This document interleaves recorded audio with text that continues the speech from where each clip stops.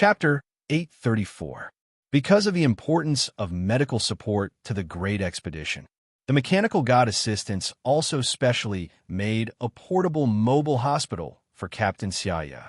The entire structure of the hospital was filled with high-toughness blood vessels. In terms of the hardness and toughness of the building alone, it was not much worse than the sanctum.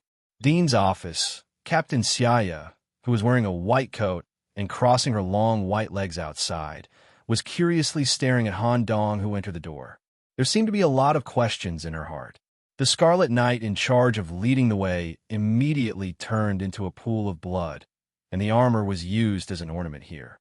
The blood flowed into Captain Siaya's body. Obviously, it was the blood clone controlled by Captain Siaya who went to invite Han Dong over. No one knew that the two of them had a private meeting during the Great Expedition. "Nicholas, you're really something.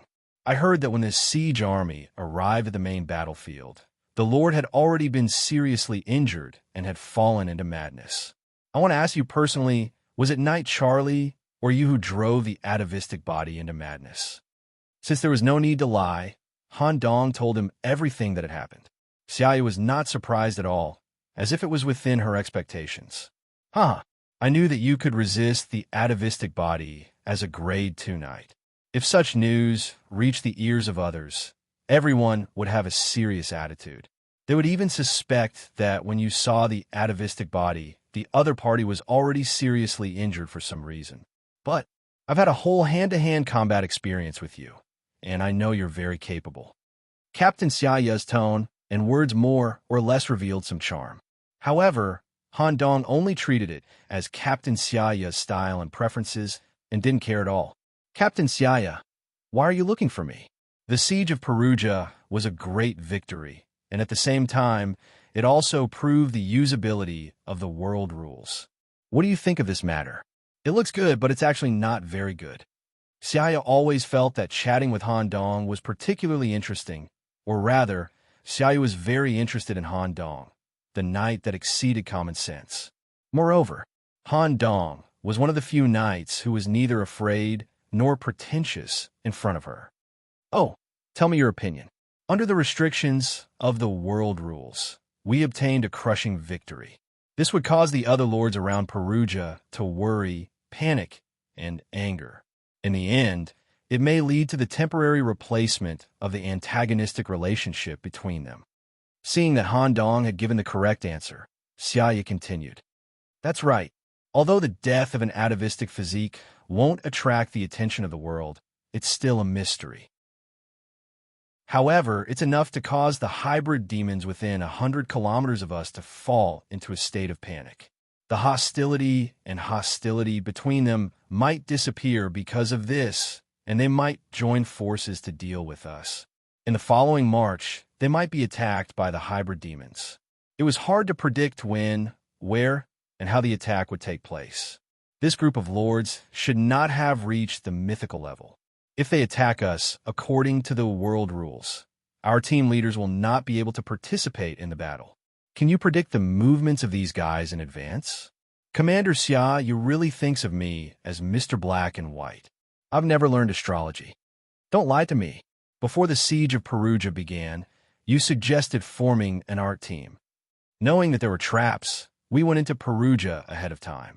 The defeat of the Lord of Perugia must have something to do with you.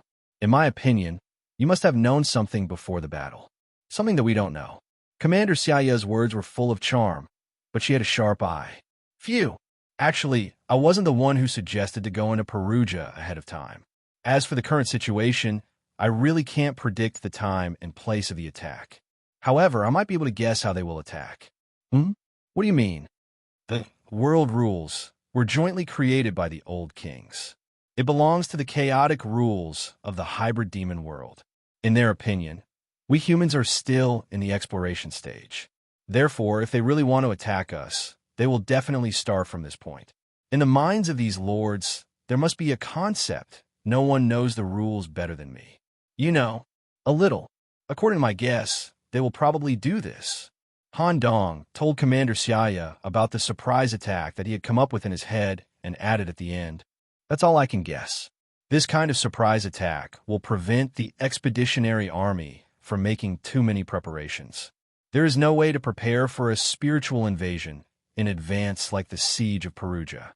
However, if Commander Xiaoya wants to report this to the higher-ups, please don't say that I came up with this idea. To be honest, I just want to be a salted fish. Han Dong had just finished speaking. Commander Xiaoya, who was sitting on the desk with her legs crossed, stepped on him lightly with one of her jade feet. Her thumbs scratched the buttons of his shirt as she said, "I knew you weren't simple. However, I already knew what you said. The secret language unit hidden in the Expeditionary Army has already given us this information in advance. However, some of the details you mentioned can further improve our response plan." Secret language unit? That's right, there's a lot of information about the hybrid demons recorded on the stone slab. There must be a lot of information about the rules as well. Suddenly, the burning fire in the office dimmed.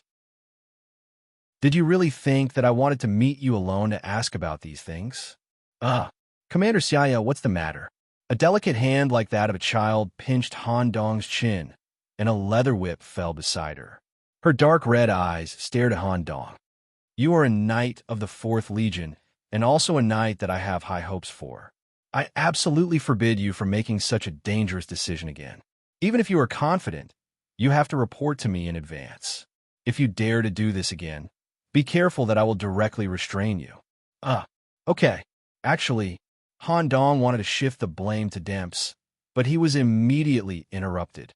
"Seeing that your answers were correct just now, it means that you are confident in doing things, so I'll let go this time. The army has already prepared for the next possible attack. You stay here and rest." Stay here? Currently, the Expeditionary Army has completely entered the Evernight district, and the marching speed will be greatly reduced. The early stages of the long and boring journey. Are you not willing to accompany me? Of course, but I will send someone to explain to your teammates that you have a certain level of blood ability and have been temporarily recruited to assist in the hospital. Okay. However, I also have a small condition. I don't know if Commander Xiaoya can agree to it. Speak. That is, if the hybrid demons really launch an attack on our army, I want to participate. Pia. A loud whip sound came from the top floor of the hospital. It scared the doctor who was performing the final sutures in the operating room on the same floor. He accidentally cut the patient's blood vessels. Chapter 835. A bright red crack appeared on the floor of the office, not on Han Dong's body. "Commander Xiaoya, don't be angry. I'm just asking for your opinion." Xiaoya was still angry at Han Dong for making such a dangerous decision on his own. Unexpectedly, not only did Han Dong not reflect on his dangerous actions in Perugia, but he also wanted to participate in the upcoming attack. The Expeditionary Army only estimated the other party's attack method. The specific time, location, number of troops, and how many atavistic creatures would participate in the battle were still unknown. The difficulty and danger of the battle were far higher than the siege of Perugia. Xiaoya was so angry that she almost whipped Han Dong, but she still couldn't bear to do so. Of course, Han Dong also knew the problem. The reason why he was in a hurry to make such a request was that he learned from Count about the important information of land deed devouring, which forced Han Dong to change his plan at the last minute. Han Dong wanted to expand his land deed area by using the low to mid-level battles that broke out in the early stages. In this way, he would be able to store more useful things in the later stages of the expedition. Xiaoya's jade-like foot gently stepped on Han Dong's thigh, and her finger made a 1 sign. "Reason. 1 reason, no more. If you can't convince me, don't mention this matter again. I've personally examined your body and know that you're different. But don't underestimate this expedition. If something happens to you, it will be a great loss to the Expeditionary Army and the Holy City." Han Dong could see that Commander Xiaoya was more concerned about him after the series of experiences some time ago. However, Han Dong had to seize the opportunity of the battle that happened in the early stages of the expedition. If I cooperate with Senior Lucius, I can directly face a lord like in Perugia. I can use my perception to lock onto the location of the atavistic body in advance. I will try my best to follow behind the other combatants as an assistant during the battle to minimize the danger. All kinds of reasons emerged in Han Dong's mind, but they all had the possibility of being refuted. Moreover, Commander Xiaoya was angry, so the reason had to be 120% persuasive. It was unknown why. Just as Han Dong was thinking of a reason that could not be denied, the strange image of Demps hooking his finger suddenly flashed in his mind, as if he was hinting at something. Phew! Han Dong took a deep breath. If Commander Xiaoya allows me to participate in this battle, I'm willing to be at your beck and call. He changed his strategy. He changed to another method of persuasion. Little brother Dempus had once been an apprentice knight and was able to do as he pleased in the academy because of this. Since Captain Xiaoyu was interested in him, Han Dong decided to magnify this interest as much as possible and even use it as a bargaining chip in exchange for some privileges. Although Han Dong didn't want to do this, he didn't have any reaction even when the Jade Foot stepped on his body. But for the sake of development and the cause of human freedom, Han Dong was willing to give up some things. At most, he would stay in the director's office to provide some massage services and be whipped a few times. A man should know when to yield and when not to yield. Moreover, the other party was a supreme figure in the sacred city. The leader was also a duke of the royal family. How many people in the sacred city could be whipped? For a moment, Commander Xiaoya's anger was suppressed. Be at your beck and call. Unfortunately, you're not a member of the Scarlet Knights. Okay, there must be a reason why you're so eager to participate in the battle. I won't pry into some of your secrets. I just want to confirm one thing. What's the purpose of you participating in the battle? Most of it is for myself, and a small part of it is for the great expedition to achieve a stage victory. You're quite honest. Let me guess, do you have an ability to absorb fiends, or an ability related to the land deed? Commander Xiaoya, don't guess. If you keep guessing like this, there will be nothing left. I promise, when the time is right, I will tell you everything frankly. At this moment, a warm finger fell between Han Dong's lips. I'm just guessing. Needless to say, you don't have to confess anything. Everyone has their own privacy, including me. Some things are not good to confess. You're with Commander Hugo, so you should know this very well. Since Commander Hugo and the Council have proven your humanity at the night conference, there is nothing to say.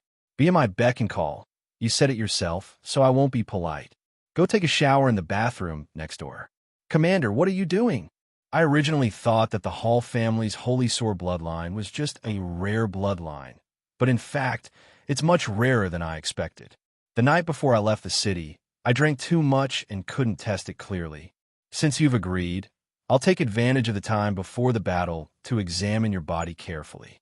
At this time, the buttons on Han Dong's clothes had all been unbuttoned by his toes. Since he promised something, he naturally had to do it. Thinking of this, Han Dong strode to the bathroom with his head held high. Lake Trasimeno, the fourth largest lake in Italos, the town, and the famous Langshaning Largo Castle were located on the lakeside.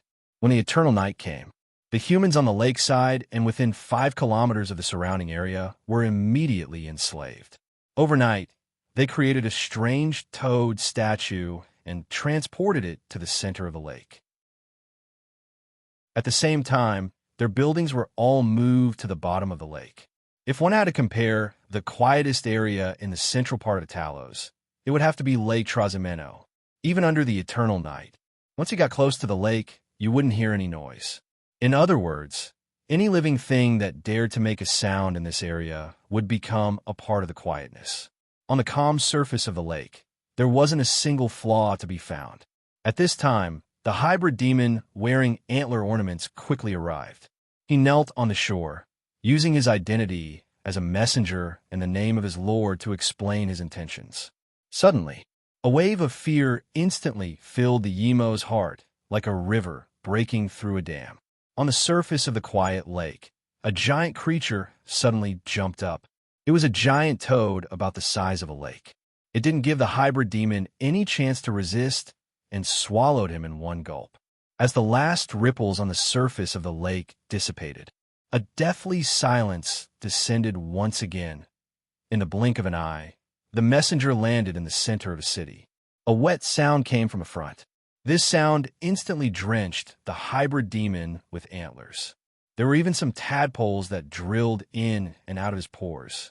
Little guy, the news of your swamp spread too slowly. The two lords of the Shadow Manor and the Green Field have already accepted my invitation and came to Toad City. That mushroom of yours, let him come over as well. Don't think that group of humans are too stupid. In my eyes, humans are just a group of inferior races. Their brains are still worthy of respect. I have a better plan here. Chapter 836. Dean's Office. A young man was lying on the bed in the next room. He looked like he had nothing to live for.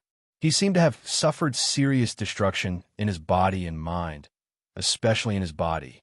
Commander Xiaoya was holding a tube of blood that she had painstakingly sucked out of Han Dong's body. It contained dense blood cells and was enough to test the bloodline attribute contained in it. There was no need for testing equipment. Commander Xiaoya herself was an extremely precise blood detector. She directly drank the blood in the test tube. In the blink of an eye, Commander Xiaoya's consciousness came to the depths of an ancient tomb. She used the blood to search around the ancient tomb. She saw all kinds of symbols on the stone tablets that touched the mythical realm.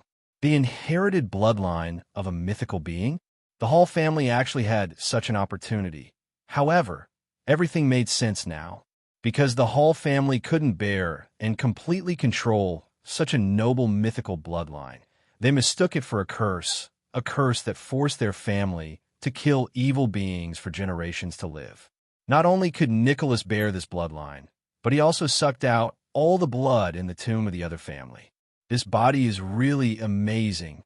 Thinking of this, Commander Xiaoya reached out to touch the young man on the bed. The latter didn't have any reaction. He didn't even blink. The two of them had been alone for an entire day. Just as Commander Xiaoya was about to continue playing, a message directly from the Demon King's castle made her expression change. The terrain has changed? Xiaoya quickly went to the window and looked at the eternal night outside. The first feeling she had was tranquility. In Xiaoya's experience of leaving the city dozens of times, the outside of the city shouldn't be so quiet, even in the eternal night area where there were no hybrid demons. The rocks exposed to the eternal night for a long time would rub against each other. The trees would also make the sound of suction, cups moving. There would also be strange whispers under the ground. However, it was unusually quiet outside the window. It was the same even when Xiaoya opened the window. At the same time, according to the information, the expeditionary army set off from Perugia and advanced along Strata Avenue in the north. They should have avoided the forest and advanced on the relatively flat and wide plains. However, in front of them, the expeditionary army stepped into a wetland full of shrubs and plants with a high water content. This also greatly limited the marching speed of the army. Commander Xiaoya took out a map from the expedition team that had passed by this area a year and a half ago.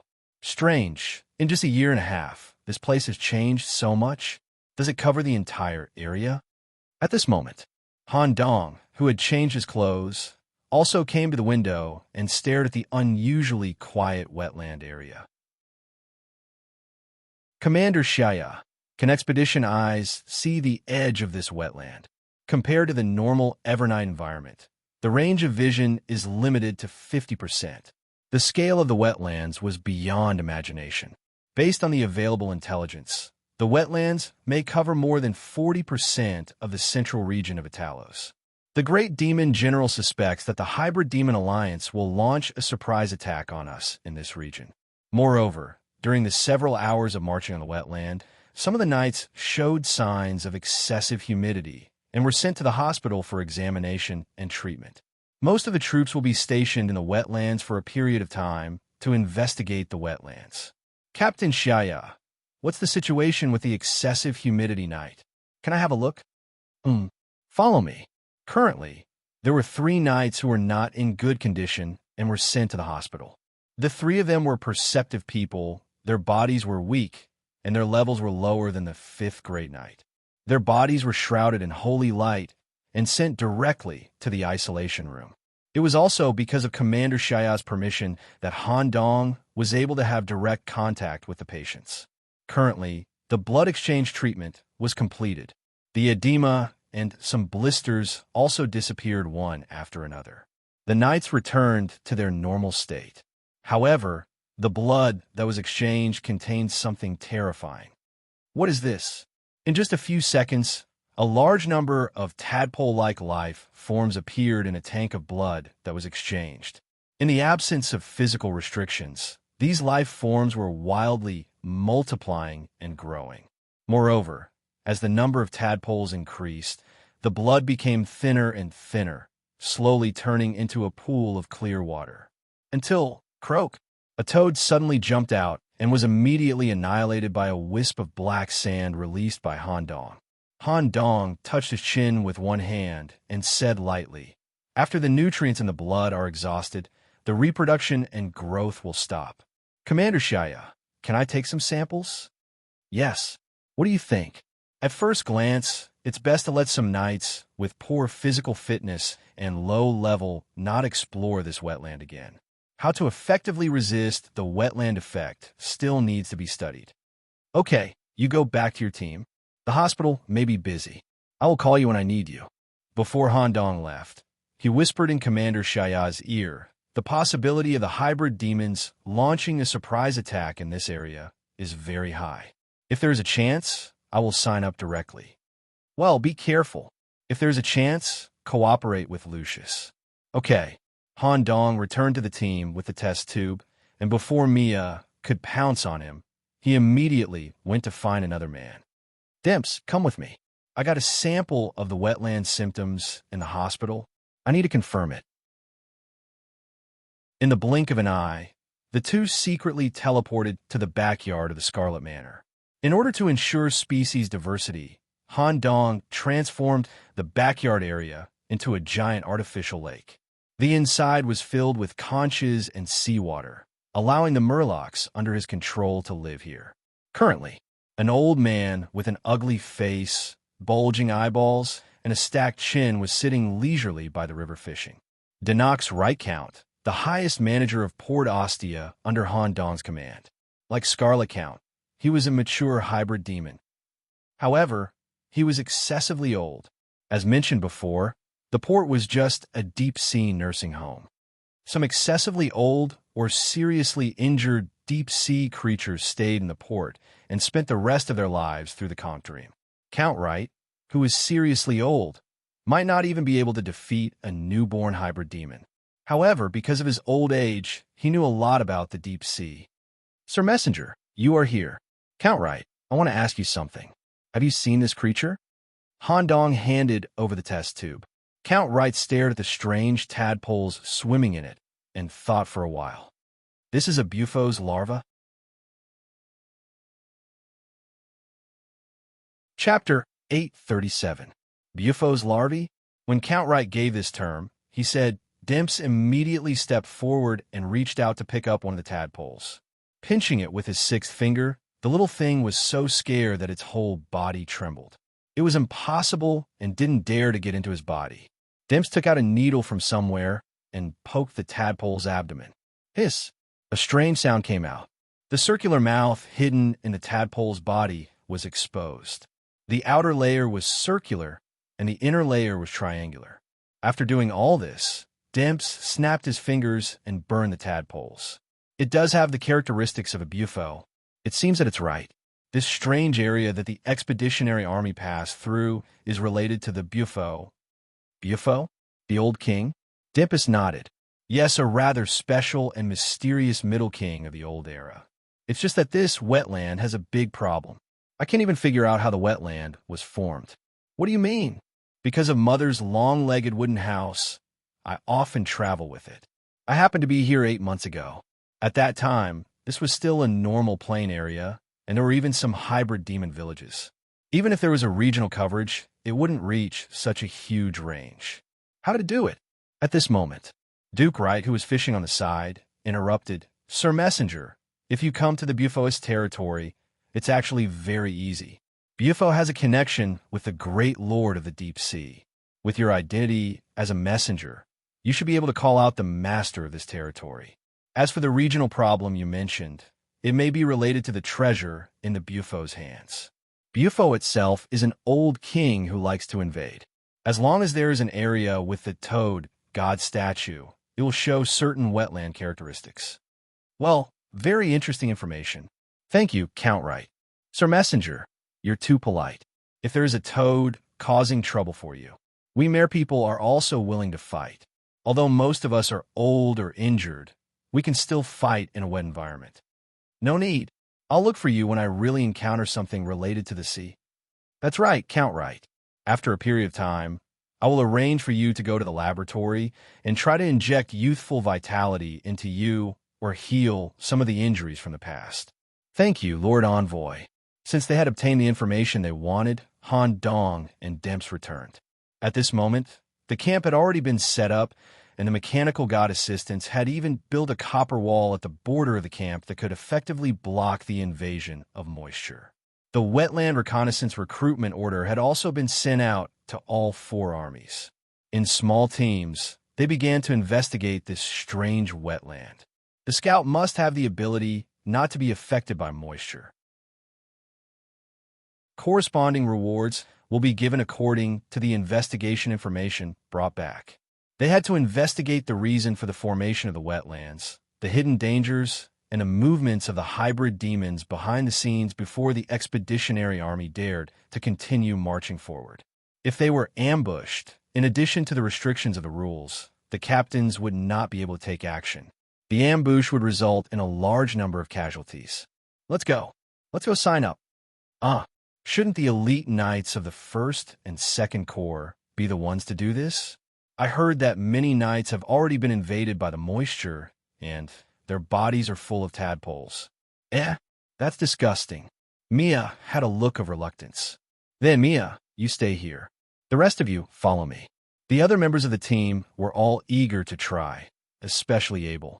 Demps and Han Dong were the main contributors in the siege of Perugia City. Abel, who had stayed in the army, could not wait any longer. Since there was a chance to fight, he had to seize it. Only by adapting to the rhythm of the battle outside the city would they be able to perform better in the subsequent large-scale battles. Let's go. Abel's ears perked up, and he couldn't wait any longer. Wenli also tied her fiery red hair into a ponytail and brought her blacksmith hammer, looking eager to give it a try. Mia saw that the situation was not right and quickly followed. Come on, I'm just worried. Just like that, the team arrived at the Demon King's castle. Compared to the siege, there were much fewer scouts signing up this time. Rumors of the wetland infection had spread in the army. Due to the unknown moisture infection and unknown toad larvae multiplying in the body. In a situation where the source of infection and the characteristics of the wetland were unknown, most of the knights chose to wait and see. In the hall, other than the applicants gathered here, there was also a group of scarlet doctors in white coats. The doctors had a large number of syringes in their suitcases filled with freshly cultivated tadpole liquid. To ensure that nothing went wrong, they had to inject the liquid directly into the scout's body. Only knights who could resist the wetland effect with their own bodies could participate in this scouting operation that was full of unknowns. Warren Nicholas, 100% rejection, no parasitic reaction, approved. Demps Martin, 70% rejection, can use his own mana to remove the parasites, approved. Mia Semenovich, 80% rejection, can use insect autophagy to remove the parasites, approved. Abel Lane, 100% rejection, dragon bloodline immune to the wetland effect, approved. Just as it was the last blacksmith, when Lee's turn, there was a problem. Knight Lee, can you please relax a little? 3 curved syringes were scattered all over the ground, unable to pierce Wen Lee's body to complete the test. Even if Wen Lee was completely relaxed, the needles could not pierce her skin. Just as the doctors changed their strategy and prepared to let Wen Lee take the tadpole liquid directly, Han Dong thought of something and suddenly stepped forward, reaching out his hand and putting it on Wen Lee's shoulder. Wen Lee, this matter might not be suitable for you. Go to the backup team and help with blacksmithing. Okay. He stared at Wen Lee, who left in disappointment. Mia asked, why did you suddenly ask Sister Wen Lee to give up here? Sister Wen Lee's strength is the strongest among us. She might be able to help at a critical moment. I suddenly thought of a problem.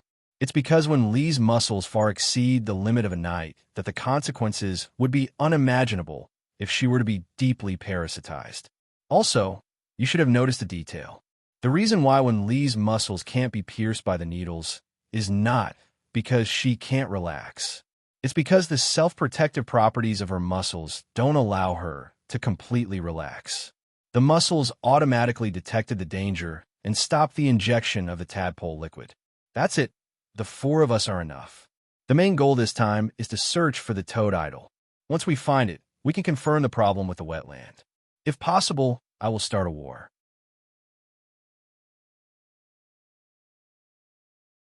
Chapter 838. There were a total of 37 wetland search teams. At the same time, the special unit, Wolves of Evernight, would also participate. This special unit, which had undergone strict training and screening, was used to moving in the dark, had superior movement speed, and had better physical fitness and detection abilities than the Expeditionary Army's average, would be the search center in this operation. The seemingly scattered search teams would be connected by the pack of wolves. The search of the wetland would not spread randomly in the form of dots. Instead, it would be like a closely connected spider web that gradually covered the wetland area. Among the pack of wolves, most of them were beast knights from the behemoth knights. Abel naturally knew them. When they learned that Abel would participate in this search operation, many people's attention was focused on him. They must secretly pay more attention to this future commander. If anything happened to Abel and they returned safely to the city, Commander Kaimeng would probably slap them to death. Abel asked with a look of surprise, "What? Toad idol? Nicholas, have you figured out the origin of the wetland?" "Not yet. I just received some reliable information in advance. I have to find the idol to confirm it. Let's go. Let's get ready to go." When the crow carriage was let out, it also attracted many people's attention. When the black carriage moved, it was like a crow that quickly flew into the wetland. Even the sound of the horses' hooves and the wheels of the carriages had been silenced. The silent, dark crows quietly moved forward in the wetlands, searching for the secrets of this place. Just as they were about to leave the garrison, drip, drip, drip, the sound of dripping water came from the carriage. Such a strange sound directly made Abel, who was highly focused, feel his hair stand on end. His sharp beast claws popped out from his fingertips. He thought that the moisture had invaded the carriage. "Abel, don't be nervous. This search requires the help of external aid." It was like a kind of rotten fish smell filled with rubber shoes that overflowed the carriage. For a moment, everyone's thoughts were drawn back to the previous port mission. The Murloc aristocrat, Count de Nox Wright, appeared. The swollen, fat, and wrinkled body sat down next to Han Dong. Mia quickly pinched her nose and avoided it. Although Han Dong didn't ask for the deep-sea nursing home's help in the battle, the deep-sea nursing home didn't have much of a choice. But in terms of the exploration of the wetlands, this old fishman must know more than anyone else, which could effectively increase the efficiency of the search. Isn't that the Murloc hybrid demon in the harbor? Abel and Mia were both surprised. He also quickly recalled the strange journey at the port.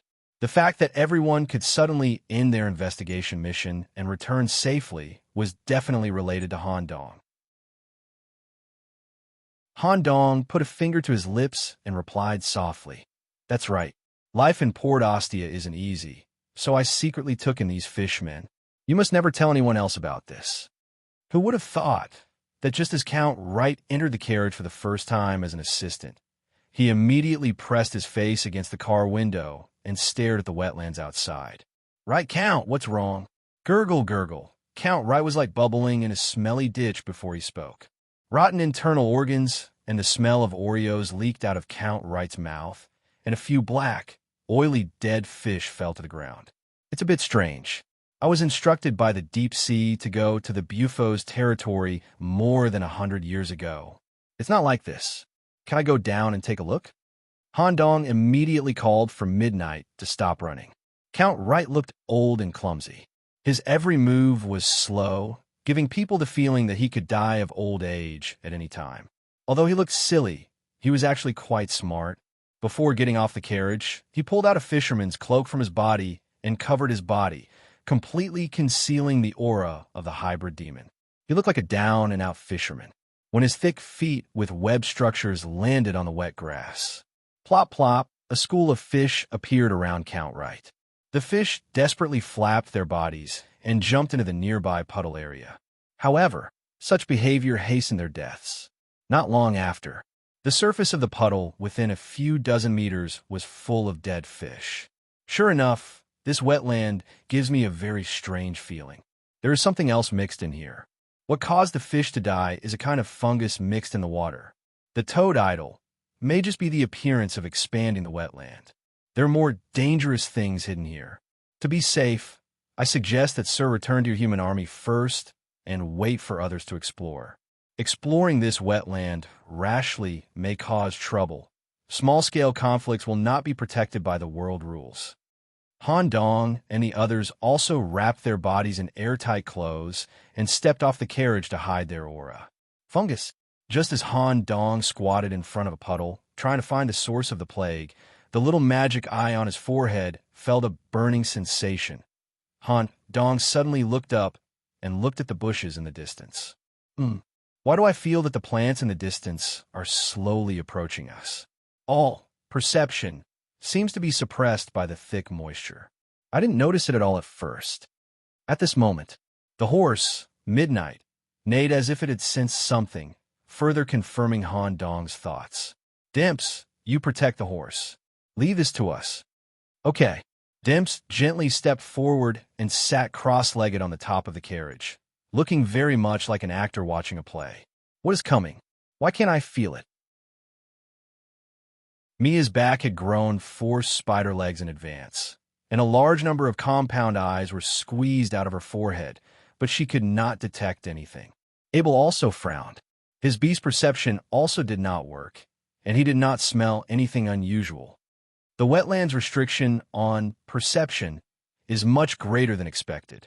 It's even several times stronger than the suppression in Perugia. What's the reason? Even the function of the little magic eye is suppressed to less than 20%. If the perception restriction is really so great, the other exploration teams may also encounter big trouble. Just as Han Dong thought for a moment and looked up again, they had been surrounded. A large number of bushes had appeared 50 meters away. The vines wrapped around the trunks were like the tentacles of these bushes, strangely pulling and even beginning to entangle with each other. Immediately after, more and more vines entangled together, forming a closed bush net that completely isolated the area. They no longer hid their breath. On the surface of the bloated, fat tree trunk that was full of suction cups, twisted and hollow faces were reflected.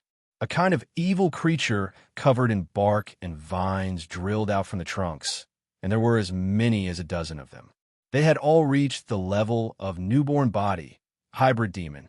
The vines that built their bodies could be long or short, piercing and sucking individuals, or turning into a hammer to directly crush individuals, or forming a net to capture them alive, and some even had fatal venom. Count Wright, you go back first. Leave the battle to us.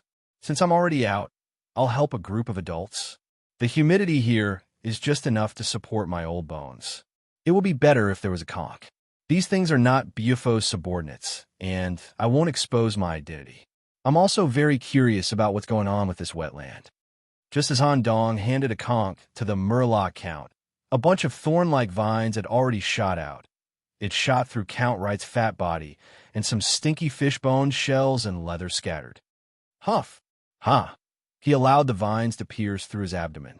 Count Wright didn't care about this injury at all, and with a look of enjoyment, he sucked on the conch in his hand the next second. The arm covered in fish scales grabbed the vines and pulled with brute force. The hybrid demon that launched an attack in the distance was directly pulled in front of Count Wright. At this moment, Count Wright had turned into the strongest Murloc in the port area. He swallowed the bush hybrid demon in one gulp as an appetizer vegetable salad.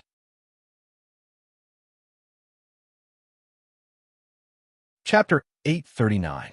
Deep Ones. These terrifying creatures living in the sea seem to have the general name, Deep Ones. If you want to classify them, You can write a classified book that fills an entire small library. There are many different categories of basic species, deep ones, dream level, bloodline, and so on. Different deep ones have different dream connections with the great ones, and the changes that can happen to the body and the ability level are also different. Han Dong, as the lowest deep-sea messenger, controls the port of Ostia that can't even be arranged with a land deed, commonly known as the Ocean Nursing Home. However, in this extremely low nursing home, there are a few high-level deep ones who have fought for the great ones. Because of irreparable injuries, they can't continue to fight and stay in the nursing home for the rest of their lives. Denox Wright. His title of Earl was not self-proclaimed. Instead, he had participated in various naval battles for the great existence when he was young. His military exploits were illustrious, coupled with the fact that he had a small amount of the great existence's direct bloodline. He was granted the title of Earl. Wright's former identity in the deep sea is like Scarlet Count's identity as a subordinate of the blood god, dream reality. Although Count Wright has irreparable injuries and his body is seriously aging, his ability to dream has never weakened. In the dream, he can return to his peak state. By wearing the conch breathing device, combined with a high-level deep-sea secret technique, he can achieve dream reality, temporarily introducing himself in the dream into reality. The introduction of reality will consume the essence in the conch. Once it is consumed, Count Wright will also return to his old state. However, this perfect conch can last for an hour. Just now, he was an old, fat, and stinky old fisherman. In the blink of an eye, he is turned into a Murloc Deep One with a body size of more than 4 meters. Black crystal-like fins are on his back. Pieces of dark scales that can withstand the pressure of thousands of meters of deep sea are attached to every part of his body. Hiss, hiss, hiss, hiss, the sound of heavy breathing came through the conch. The conch breathing device on the face has 5 thick tentacles tightly wrapped around the head to ensure that the breathing device can be stabilized during battle. His head is wearing a golden crown with a Murloc priest. His size, strength, and agility had all reached Wright's best state when he was young. He grabbed the shrubbery-type hybrid demon that was attacking him. He didn't allow it to struggle at all. His breathing device cooperated with the action of opening his mouth, and several slippery tentacles grew out of it, pulling it into his mouth. When this pitiful shrubby mantis demon was swallowed, it was as if it had fallen into a cave full of acid and bones at the bottom of the sea. However, the most special one was Denox Wright, S. domain. Under the fishman posture, within 5 meters of where Wright stood, the ground turned into a pool of seawater. There are all kinds of strange fish swimming in the sea. Occasionally, the fins of sharks would appear, and there were even some terrifying shadows of the deep sea. The surface of the sea would move with Wright. It was like a domain, but also like a portal to the deep sea. Due to the adaptability of the environment, the overall strength emitted was about 1.5 Scarlet Count. The aura was terrifyingly strong. When such a fishman posture was exposed, Scarlet Count, who was hiding in Han Dong's body, was dumbfounded. He couldn't help but raise his fingers to calculate his current position. Suddenly, he had a midlife crisis feeling. On the other hand, Han Dong was ecstatic. I really picked up a treasure. I didn't expect there to be such a veteran in the nursing home. At this moment, Damps, who was in charge of guarding the carriage, was also interested. The 6-finger cut opened the different space, grabbed a spear inlaid with shells and seaweed hanging from it, and threw it to Count Wright. This is the weapon of the deep-sea royal family. Thank you very much. The moment Count Wright grabbed the spear, his thoughts seemed to return to his youth, when he followed the deep-sea army to battle. Count Wright, who had long lost his fighting spirit and returned to the field, had retired. This time, he just wanted to provide some help out of gratitude for Han Dong, who was willing to take him in as the deep-sea messenger. But the moment he took the spear, the hot blood of the past rushed to his heart. He directly killed all kinds of bush hybrid demons, as well as some fungal bodies hidden in the dark. Any enemy that approached Count Wright would be crushed by the spear. The fish scales on his body were indestructible and could resist any form of attack. The seawater under his feet would also have some sea monster limbs emerging from time to time, dragging those who were close into the deep sea. Isomorphic tentacle great white shark. The tentacles that grew from Count Wright's body could immediately weave into the shape of a great white shark, gnawing and swallowing the target. Let's go to Count Wright's breathing device can't support him to kill all the surrounding hybrid demons. Okay, Abel had long been unable to suppress the fighting spirit in his body. With the technical support of the power armor, the dragon flame from his mouth burned the bush life, and then various strength-type beasts bombarded and crushed the scorched plants. Mia fought with Han Dong. The combination of death spells and witchcraft made the bush life fall into an inescapable quagmire of death. At the bottom of Lake Trasimeno, a special existence with an atavistic body was monitoring the overall situation of the wetland through the delicate toad's eye in his hand. The inferior human race is cautious because of their cowardice. Sure enough, they chose to stay and investigate the wetland. By the time you uncover the secrets of this place, you will lose a large number of good scouts. The setting of multiple spaces can greatly disrupt your investigation ability. Currently, many teams have been ambushed and have been cut off from the camp. Would these ordinary knights be able to withstand the ambush of dozens of hybrid demons? Croak? What's going on here? When he zoomed in and observed the situation in a bush, a total of 19 hybrid demons lurking there had all died tragically, and even a large part of their limbs have been eaten. This group of humans can eat hybrid demons alive? Impossible. What's going on? This person immediately controlled some nearby toads to go to the scene of the incident to investigate carefully. Who knew that all signs of battle had been erased? The humans who acted here were extremely cautious and did not leave any clues. Just as he was focusing on this point, several other ambush points also had problems. A group of beast knights running on all fours appeared in the wetland. Their movement speed was unimaginable. Like a pack of wolves, the knights quickly provided support in all directions. With swift and sharp attacks, they tore apart the mushroom piles, vine nets, and thorns. They worked together with the investigation team trapped inside to deal with the hybrid demons. The death rate of the investigation knights was minimized, causing the ambush plan to completely fail. The Lake Lord was so angry that he crushed the toad's eye in his hand. Lure out the bait and prepare for the surprise attack.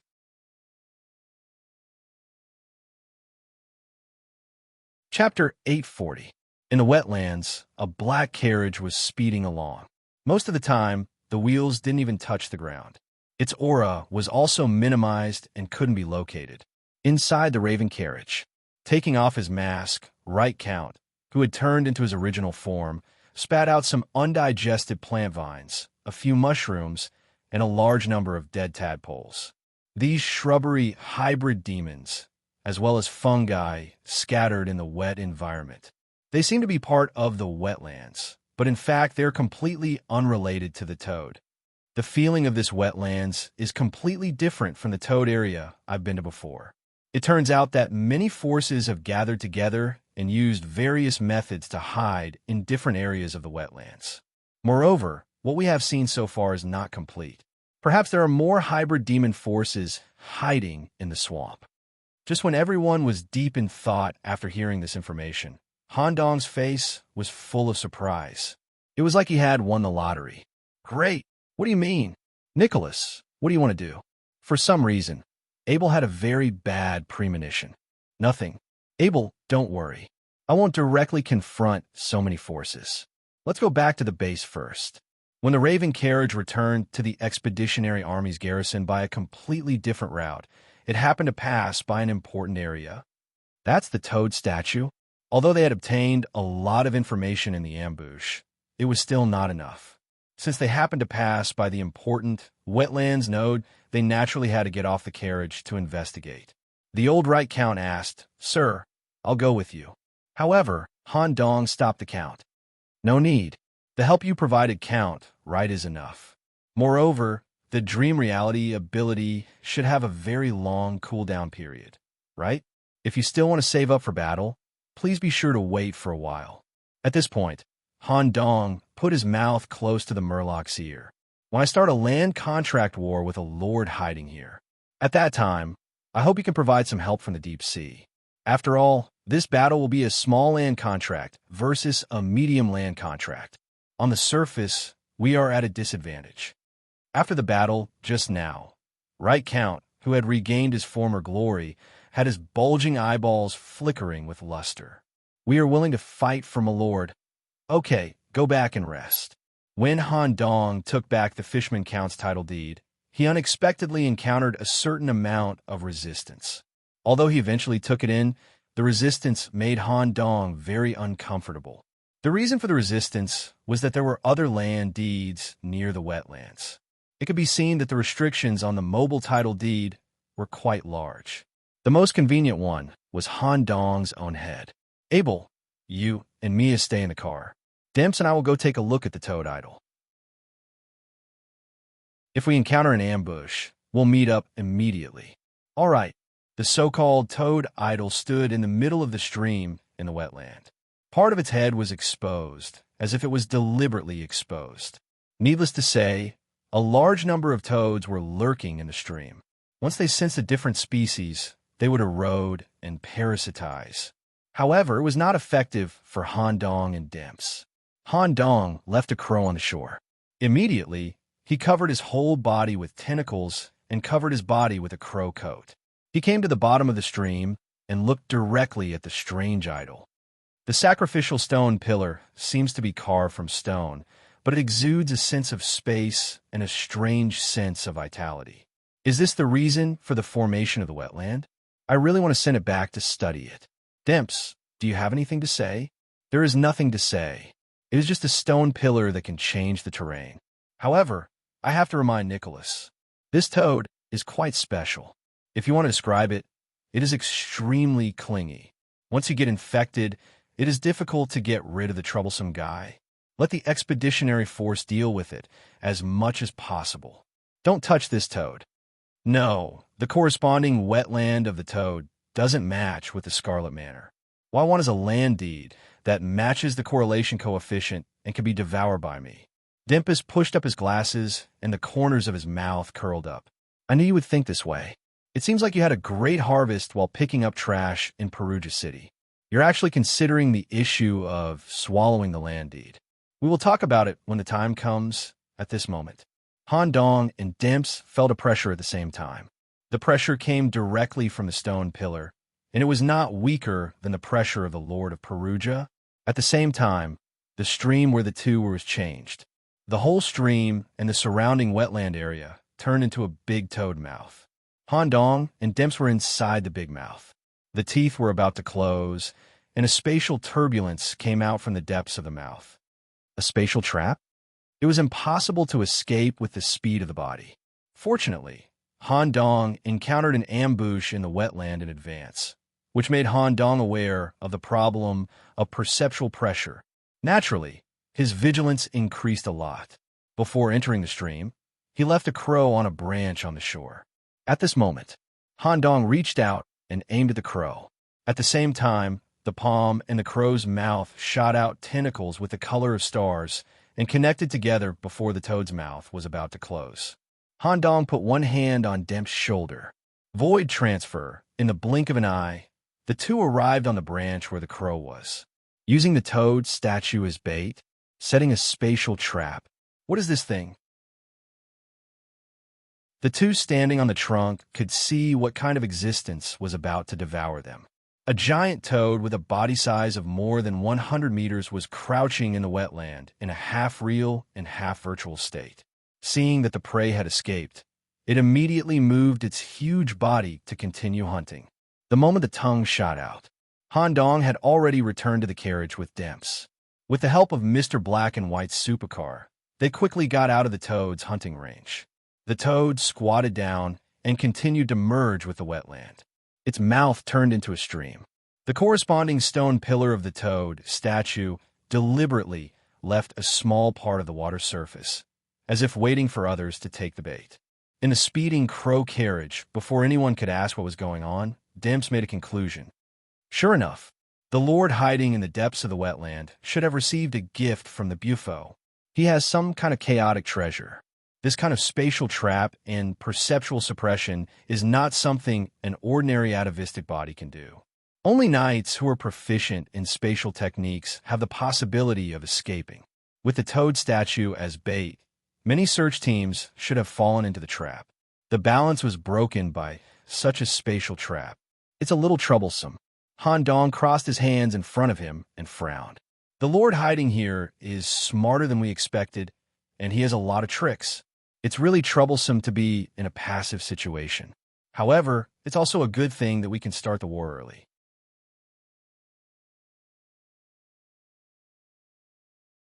Chapter 841. Even with the Wolves of Evernight providing assistance and communication between different scouting teams, they were still unable to prevent this sudden spatial trap.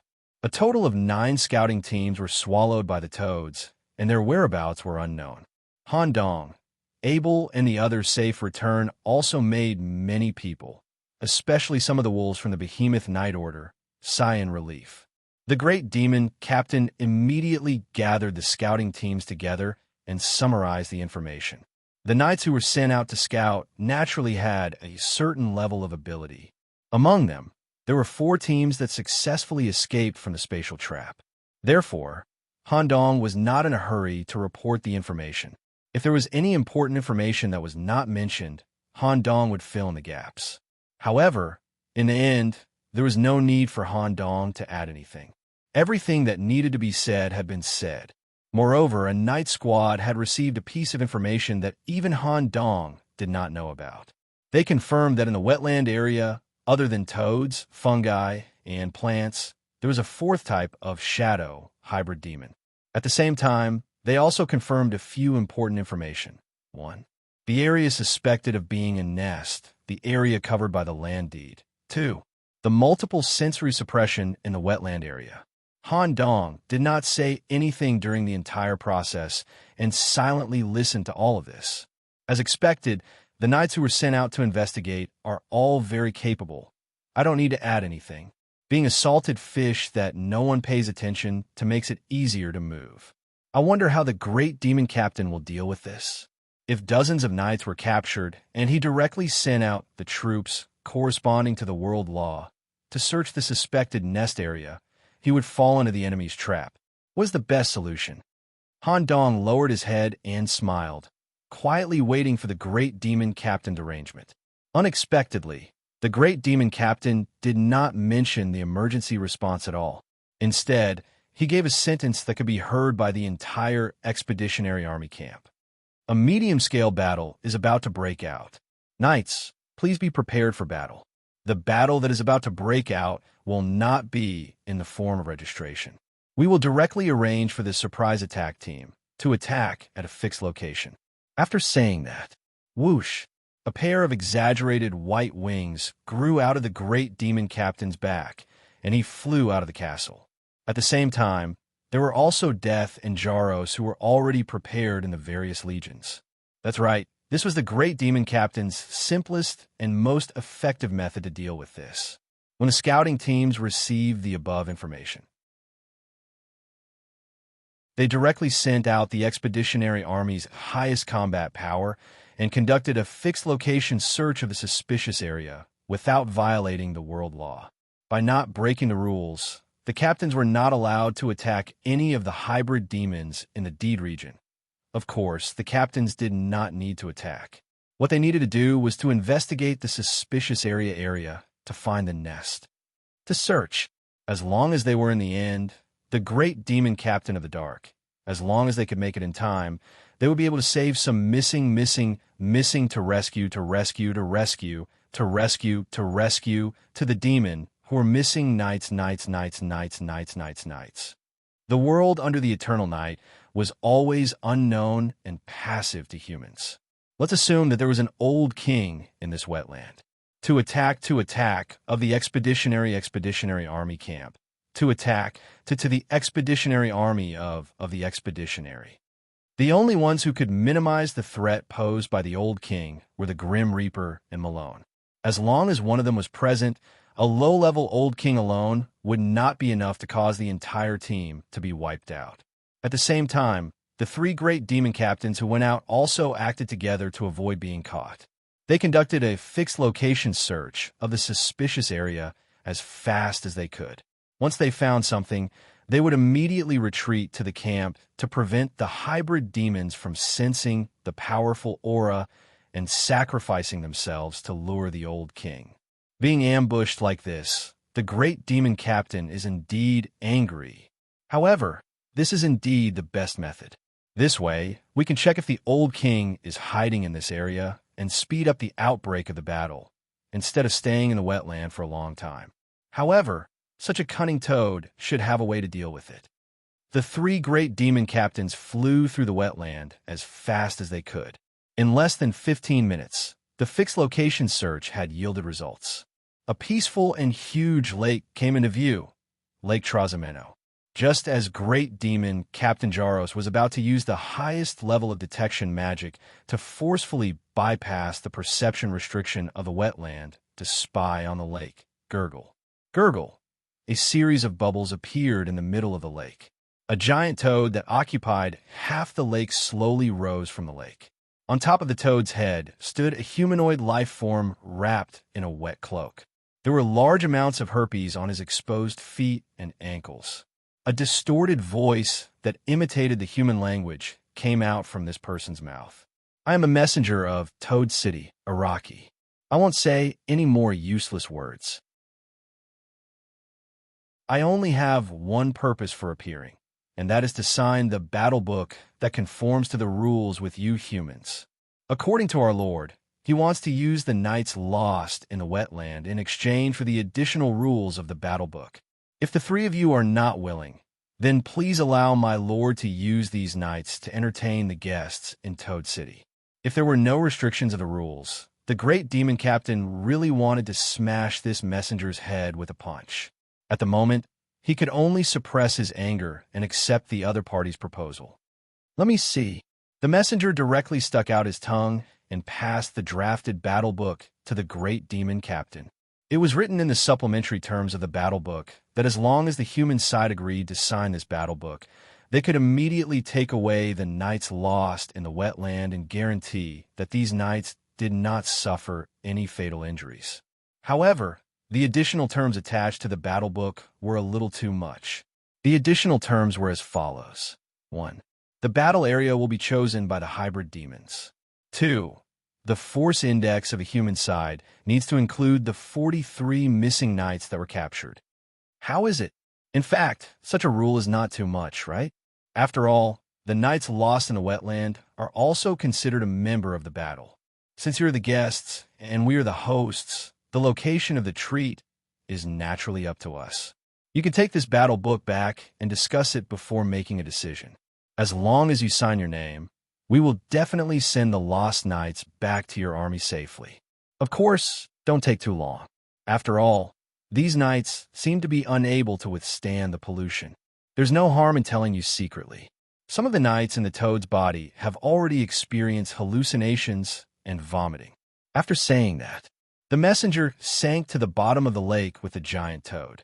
Holding the battle book and falling into a passive situation, the great demon captain's arrogance had accumulated to a certain extent. Despicable dirty things.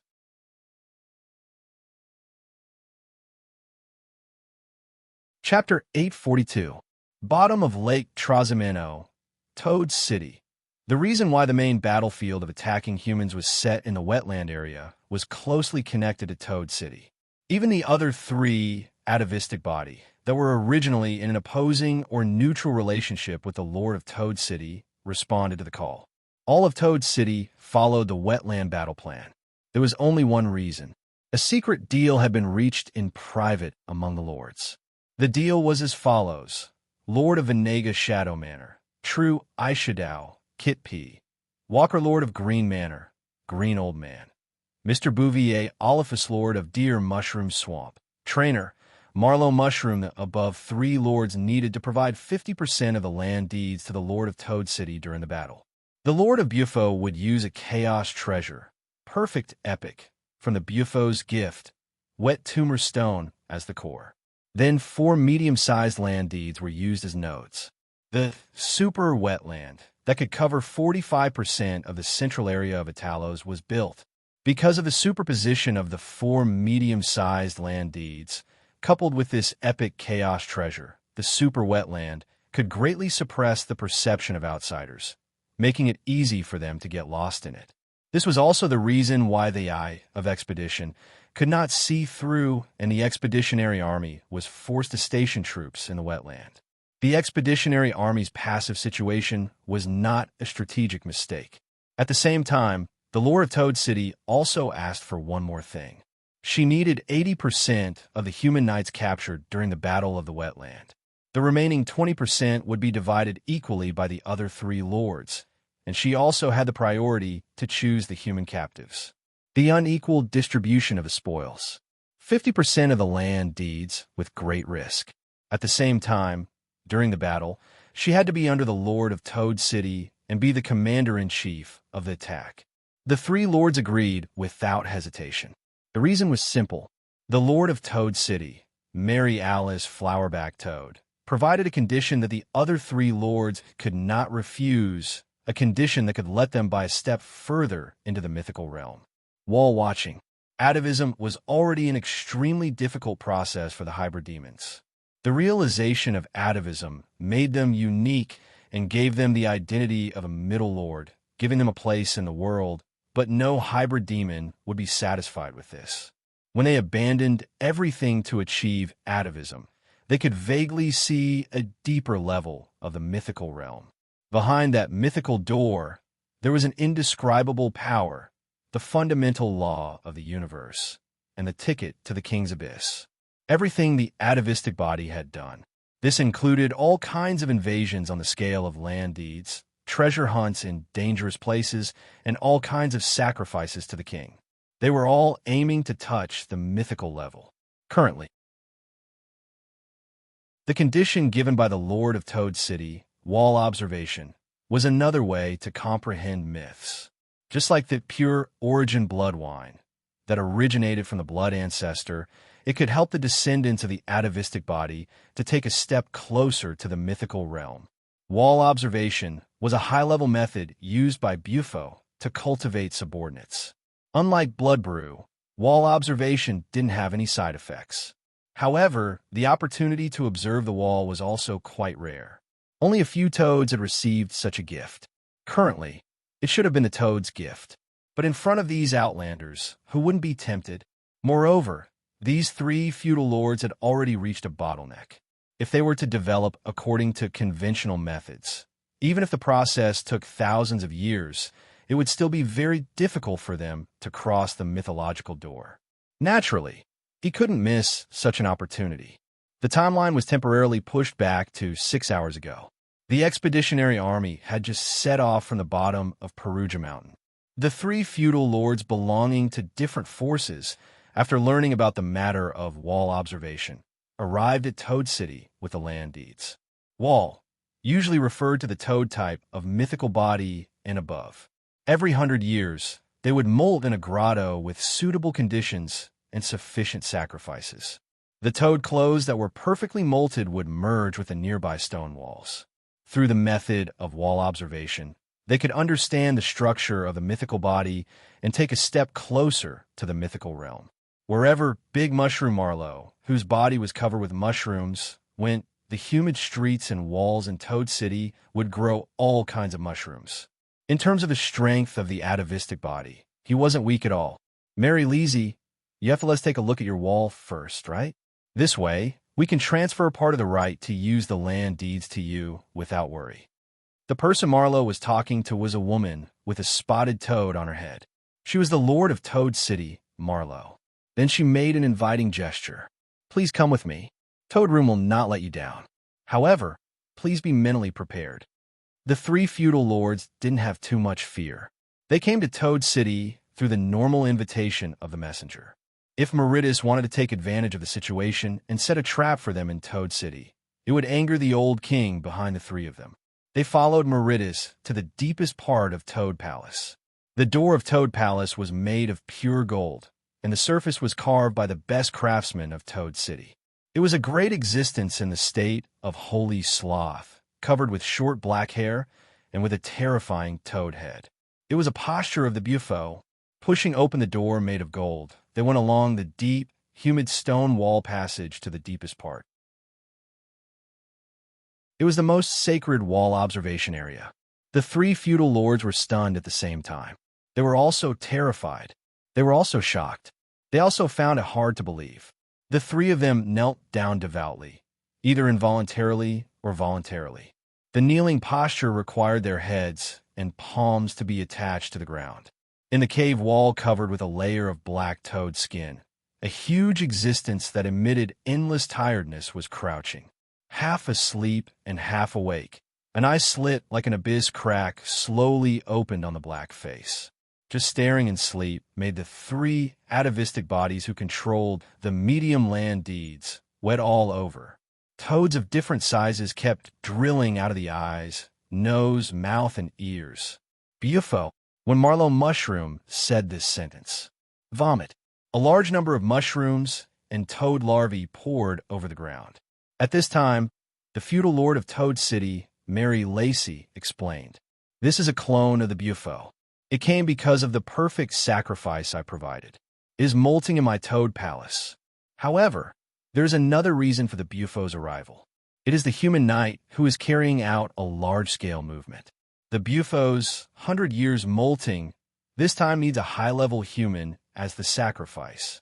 Therefore, give me this stone of eczema to win this battle. As long as the three of you are willing to provide assistance and give me partial control of the land deeds. Once the battle is won and enough human sacrifices are obtained, the important clone of the Great Lord can complete the molting process. The Bufo will allow you to complete the wall observation here." The Bufo's wall. There was no hesitation at all, and it was impossible to hesitate. The three feudal lords immediately agreed and signed a battle cooperation contract.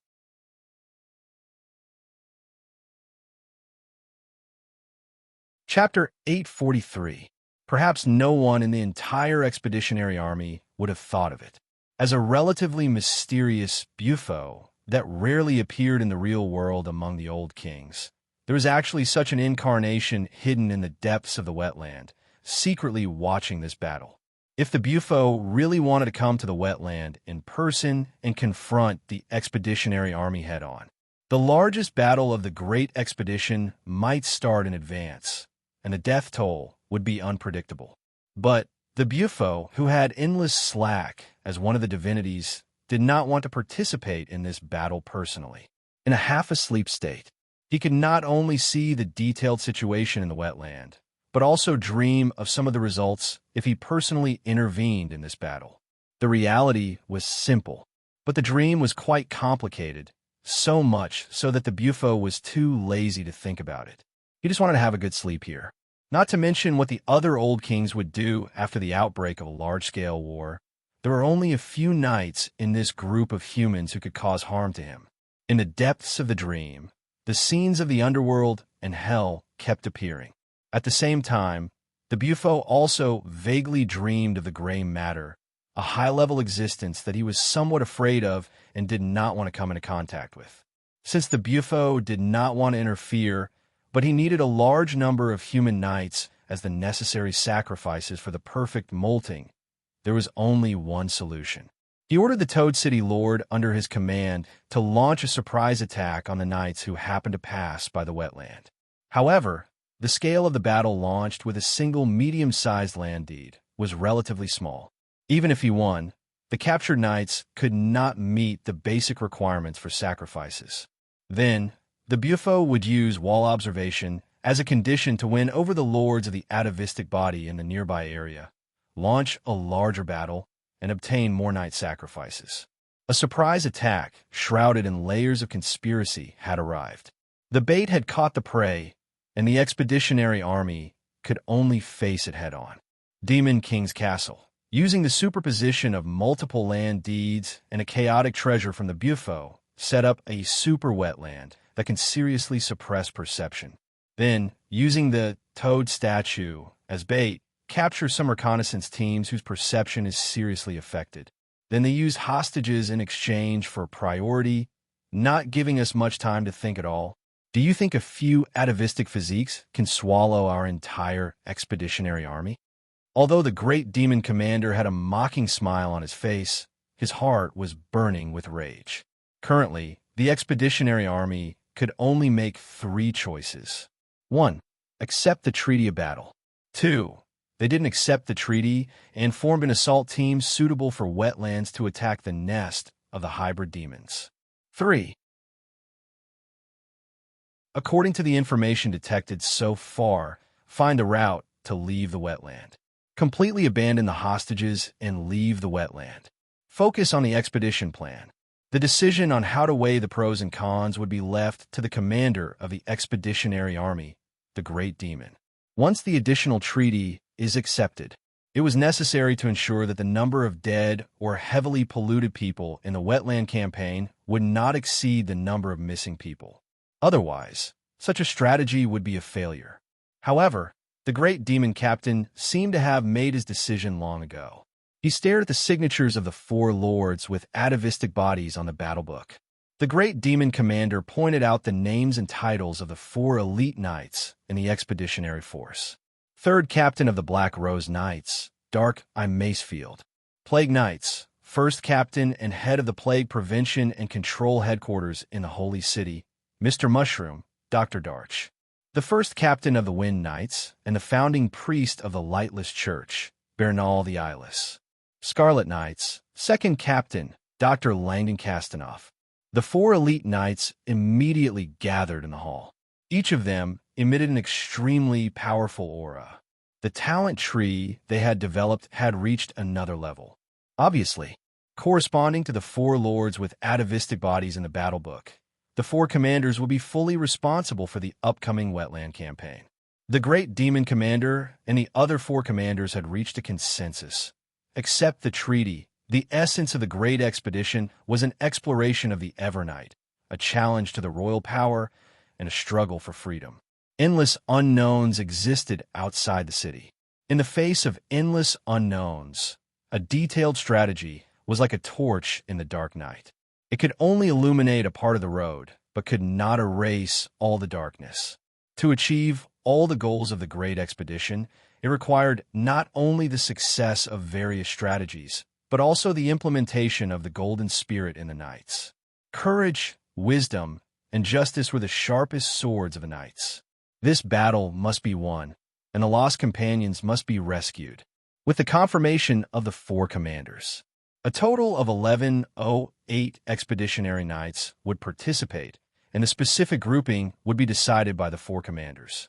For this wetland campaign, the Great Demon Commander only gave one request: eliminate all the hybrid demons.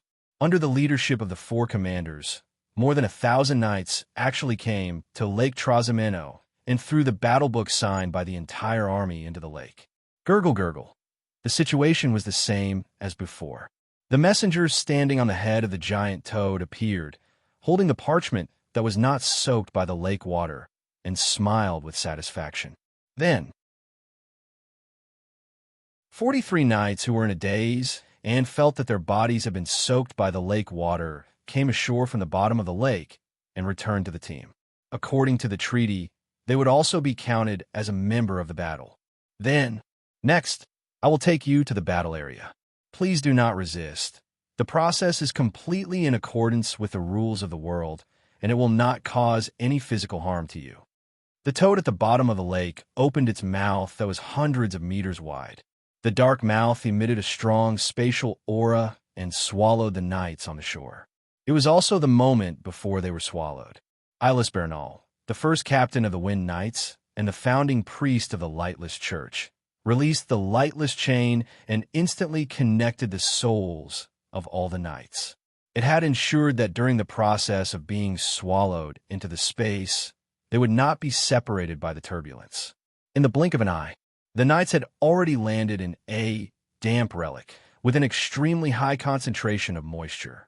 Bean-sized raindrops were crazily hitting the surface of the ruined stones of the relic, and there seemed to be toad eggs in the raindrops. The current location of the knights happened to be in the hub area of the ruins. There were a total of 4 roads with different characteristics around them for the knights to choose from, which seemed to correspond to the land deed areas of the 4 lords. At the same time, in the center of the hub, there was a giant toadstone tablet. Some high-level words that could pollute the vision were written on it. Without Han Dong's interpretation, the secret language knights in the group immediately translated the words on it. What was printed on it was the rules of the wetland campaign. The human side needed to be divided into 4 companies and go to different land deed areas at the same time. If they captured 3 land deed areas, they would win the battle.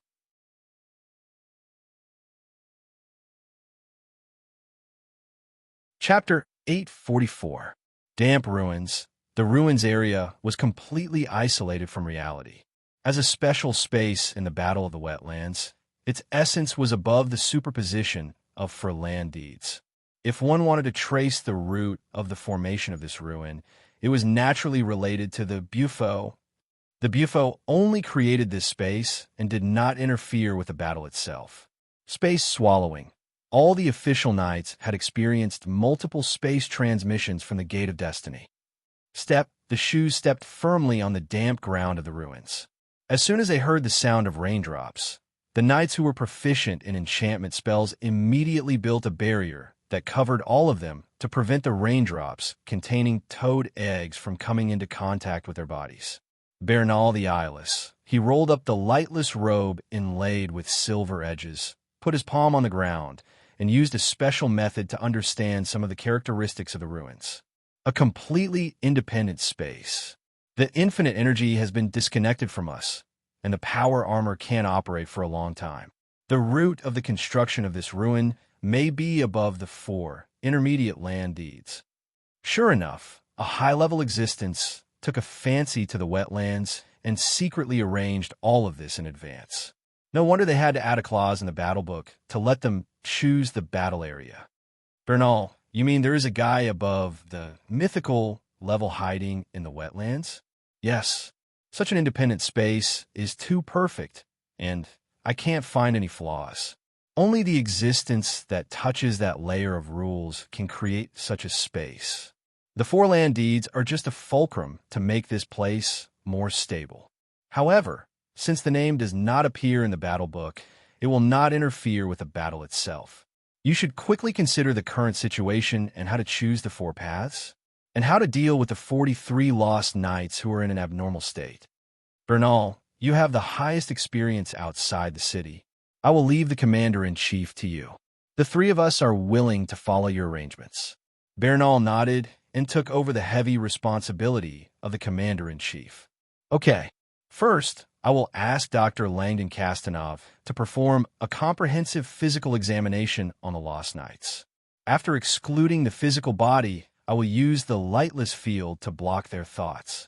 I personally recommend not to let them participate in this battle and just stay in the ruins hub area to rest.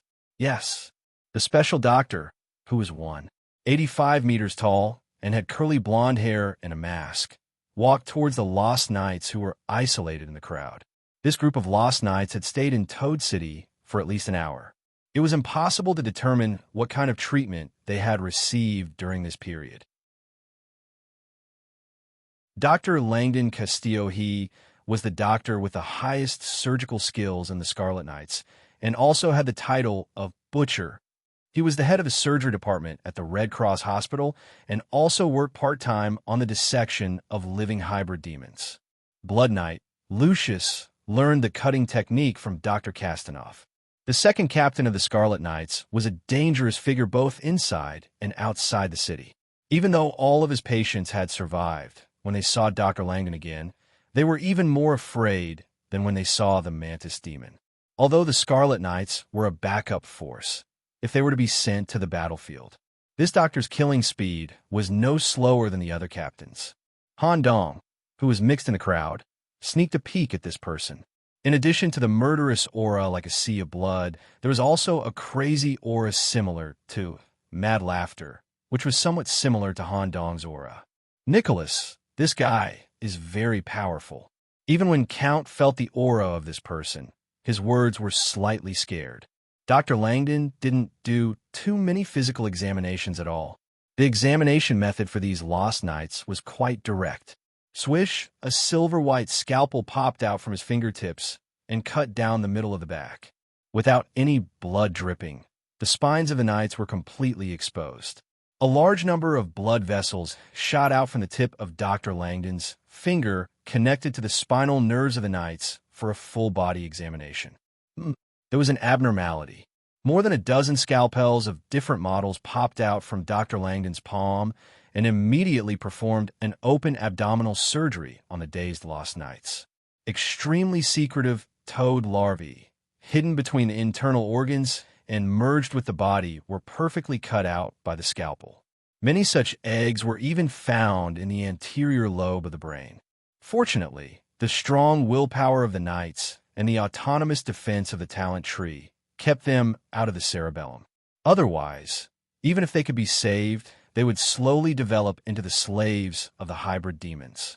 Corresponding, after such a large-scale operation, and with the body contaminated, the lost knights were completely immobilized and could not participate in this battle at all. After Dr. Langdon determined the basic situation, he immediately ordered the Scarlet Doctors to perform the operation together. The hub area immediately turned into a large-scale operation site. The moment all the operations were completed, the lightless pillar shrouded them and led their consciousness to another peaceful lightless world. It ensured that the knight's consciousness was in a happy state of thinking that they were still alive, slowing down the death of the body and prolonging the optimal treatment period. Once the battle was over, they would be sent back to the barracks to receive the blood exchange treatment from Captain Shea. That was it. All the hidden dangers hidden in the knights were eliminated. The next step was to officially start the battle. They needed to find the right path and attack the 4 areas of the title deed at the same time. The first road was dark and deep, extending to a canyon outside the ruins. When looking into the depths, there was always an uncomfortable feeling of peeping. This second road gave people the feeling of a primitive jungle, with all kinds of green and vibrant plants growing on both sides of the road. There were smiling faces printed on the trunks, and with the branches swaying in the wind, it was as if they were welcoming the arrival of outsiders. The third road led to the depths of the ruins. The air was filled with plague spores, and there were all kinds of mushrooms growing on the road. There was even a cicadere with mushrooms on the surface of its skin flashing in front of everyone. The fourth road led to the lower area of the ruins. There were all kinds of spotted toads jumping around on the wet road. Now it seemed that they just needed to select the knights with the corresponding attributes and target these territories. Was it really that simple? One had to know that the knights were extremely passive in this battle. Han Dong took the opportunity to approach the passage leading to the green field. It should be closer to the Scarlet Manor's title deed. However, after standing at the intersection for a long time, the title deed stored in his mind did not respond much. He approached the other intersections one after another, but the title deed still did not respond. Sure enough, coming to other people's territory can only be more and more passive. It is extremely difficult to change the initiative.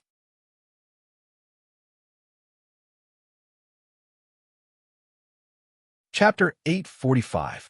Distribute evenly. The Eyeless Bernal immediately proposed the distribution method for the 4 companies. Knights of different types and strengths would be evenly distributed. Each company would be able to adapt to any type of combat environment, and their basic combat strength would not differ by more than 10%. From the very beginning, he did not believe that these 4 roads with distinct characteristics would lead to the corresponding areas of the title deeds. Nicholas, do you want to follow me? It was the final stage of the distribution. Except for Eyeless Bernal, the other 3 captains asked Han Dong the same question at the same time. Black Rose Knights, Dark-Eye Macefield, a one-eyed, limping, thin, and old knight. He was also a master assassin and one of the top Night Watchers. He looked for Han Dong because of Han Dong's identity as a Night Watcher. He had also seen Han Dong and Captain Coden in the Night Watcher headquarters. Knights of Pestilence, Mr. Mushroom, Dr. Darge.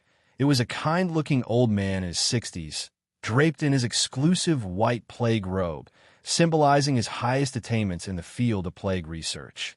Because Han Dong had a close relationship with Mr. Black and White, and he was also familiar with the Great Plague Chief. Although Mr. Mushroom did not know much about Han Dong, he knew that Han Dong must be effectively protected in this battle. He could not die in this place. Scarlet Knights, Dr. Langdon Castanoff. There seemed to be another reason for looking for Han Dong. The three captains also looked at each other. They did not expect to meet at this point. Han Dong did not hesitate. He seemed to have made a decision very early. Dr. Darge, I'll leave the problem of the fungi in the ruins to you. No matter where the lord related to the fungi is hiding, you should be able to find his real nest. Although I can resist the plague, my partners are not very good in this aspect. Okay. After tactfully declining, Dr. Darge turned and left. Dr. Langdon Castanoff, with your strength, you should be able to easily kill a large number of hybrid demons. If there's any private matter, let's go back to the Expeditionary Army Hospital and talk in private. Sure. Han Dong's guess was correct.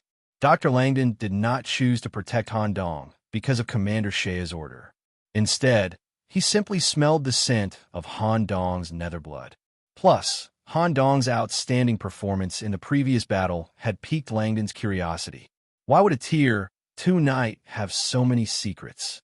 After rejecting the two captains' invitation, Han Dong's squad naturally joined Dark Eye's squad.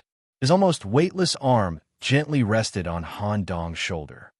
Commander Koden seems to think highly of you. I will do my best to provide protection.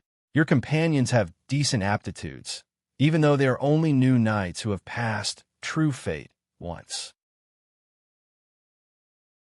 With your special traits, you should be able to reach the Expeditionary Army's average standard. Follow me. All right, just like that, the allocation of the 4 companies was completed. Since the characteristics of the 4 paths had no meaning of reference, subjectively thinking about the corresponding characteristics of the paths would only lead to falling into the traps set by the hybrid demons. In that case, when choosing the path, they had to disregard the subjective factors and use the dice to determine the path.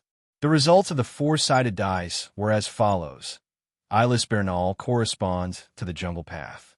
Mr. Shroom, Dr. Darch corresponds to the fungus path. Dr. Langdon, Castanoff corresponds to the dark path. Dark Eye, Macefield corresponds to the toad path. In fact, based on the combined strength of the 4 captains, Dark Eye, as the 3rd captain, was slightly weaker. Moreover, Dark Eye's characteristics were more inclined towards assassination, not leading the Knight Squad in a frontal assault. The Grand Demon Commander initially chose Dark Eye to participate in the battle in the wetlands because he wanted to borrow Dark Eye's strength to deal with the Dark Shadow faction, hiding in the wetlands. The priority right now was not in the hands of the Knights, so they could not choose their opponents. When Dark Eye chose the Toad path, which was theoretically the most dangerous path by rolling the dice, many of the Knights under his command gasped. However, since they had decided on the objective of rolling the dice, they would not change it.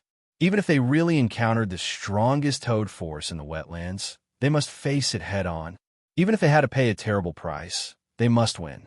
On the other hand, Han Dong and the team showed a joyful smile because he set foot on the toad path.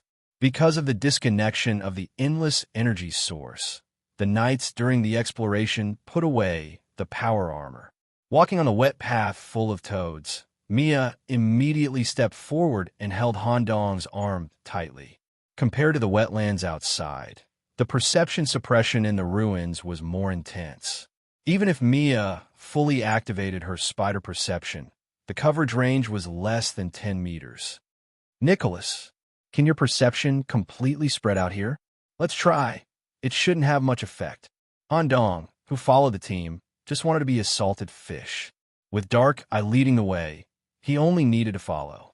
Seeing Mia's frightened face, she was like a lone spider in the dark, trembling because the perception she was proud of was swallowed by the darkness. Han Dong also wanted to test how much the ruins could suppress his little magic eye. The moment he opened the eye between his eyebrows, it was as if a string was suddenly connected. When the little magic eye opened, Han Dong's consciousness was in a huge stone cave.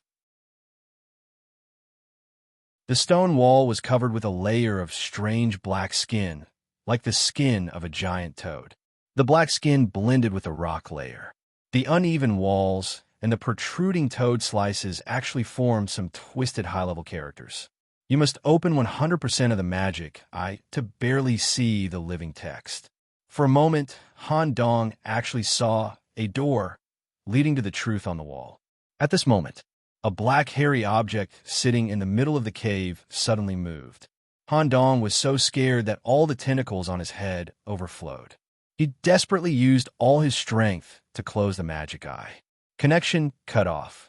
His body went soft. Han Dong, who was walking with the team, suddenly fell down. He barely supported himself with his hands and stared at the toad jumping between his palms, gasping for breath. His legs were even a little weak, and it was difficult for him to get up. This scene was also seen by many of the knights in the same group. Thinking that Han Dong was just a newcomer who had just become a knight for a year, they didn't mean to look down on him. They only hoped that Han Dong could keep up with the team's speed and not be a burden. Only the members of Han Dong's team realized the seriousness of the matter. "Dear, what's wrong with you?" Because of Han Dong's problem, Mia, who looked anxious, had her fear of the unfamiliar environment swept away. Ugh! A large amount of black hair and toad skin were vomited out of Han Dong's mouth. After vomiting, Han Dong didn't care about his body at all and hurriedly took out a pen and paper from his head. He began to draw according to the image in his head, drawing a more abstract black hairy object. "Dimps, what is this?" Dimps, who took the drawing paper, was so scared that his body trembled and cold sweat flowed down his cheeks. "Nicholas, did you see the bufo just now?"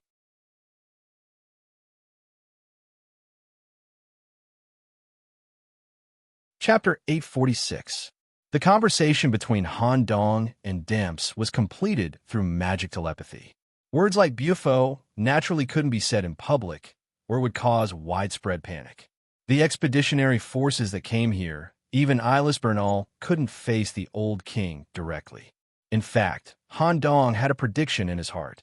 It could cause him to have a physiological reaction similar to deep contamination, instantly activate the defensive characteristics of the faceless skull, and cause the most primitive fear to arise in Han Dong's heart. What the little magic I saw must be a king-level existence. It was different from the situation in Perugia City. The old king came in person and hid in the cave deep in the ruins, secretly spying on everything. In Han Dong's opinion, this bufo wasn't just there to watch the show. It was very likely that its purpose was the death of the knights. At this time, Dimps continued to explain through telepathy. "This is the Toads area, and with the scene you described. I'm 90% sure that what you just saw was the most common incarnation of the bufo SG. Your magic eye came from the highest text, hybrid demon world, a high imitation copy of the Book of the Dead. The pseudo-magic eye that was cultivated, coupled with the real camouflage provided by your head, is almost no different from a real magic eye. Father Bernal has proven that the battle area we are in is an independent space created by a high-level existence. When your magic eye opened, for some unknown reason, it successfully connected with the space creator, causing your consciousness to go directly to the other party's area. At least, Nicholas, you have verified one thing. The one who created the battle area wasn't some mythical entity that happened to pass by, but the old king, Bufo SG, who deliberately came here with a purpose." Han Dong slowly propped up his body, half covering his face with one hand, and asked a very important question. Since it's the space created by the old king, is it possible for him to intervene in this battle? There's no problem with the battle book itself. If he intervenes, it's against the world rules. Some of the old kings who are hostile to this bufo may take the opportunity to cause trouble. However, it was just as Nicholas was worried. This ruin was an independent space created by the bufo and was stabilized by for medium title deeds. The atavistic body in the central region of Italos seemed to have been bribed by the bufo in some way. Otherwise, it would not have taken such a big risk to give out the right to use the title deed. Even if he violated the rules, he would not immediately be targeted by the old kings nearby. With such a stable sealed space, The Bufo could kill us all first, then find a way to escape into the dimensional space and wait for the punishment period to end. Therefore, we try our best not to do anything that would anger the Bufo.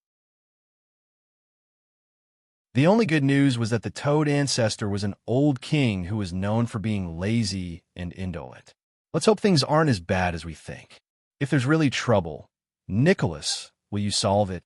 Or should I ask Mother to come over? I'll do it. Based on the current situation, the Bufo is just using the atavistic body under his command to do things. As you said, Dimps, try not to anger the Bufo. After a while of discussion, Han Dong adjusted his state of mind and followed the team. Han Dong simply responded to the concerns from Mia and Abel. I just accidentally saw the higher being who created the independent space. It's not a big problem. Even if there's a problem, I can at least keep you alive. Deep ruins. Inside Toad Palace, just as Commander Bernal inferred. The Knights came to this ruin that was isolated from reality through the space transmission. In addition to cutting off the connection with the endless energy, it was impossible to gain any geographical advantage. No matter how they chose the four paths, it was useless. The four land deeds hidden in the ruins could be changed on their own and used to counter the Knight Regiment. Therefore, Father Bernard's equal distribution decision to let the combat power of the four companies be on the same level was the best strategy at the moment. Mushroom. This person has a strong mushroom smell. It's really fresh. Maybe it can be used as a mushroom delicacy to help the wall observation, to increase the efficiency of the wall observation. The Lord from the Deer Mushroom Swamp, Marlowe Mushroom, stared at Mr. Mushroom, Dr. Darge, and locked onto his target. Meritus, who had the spotted toad on her head, asked, Mushroom, are you sure it'll work? Ha ha! The opportunity to observe the wall observation is right in front of me. How can I be impulsive? Meritus looked at the other two lords.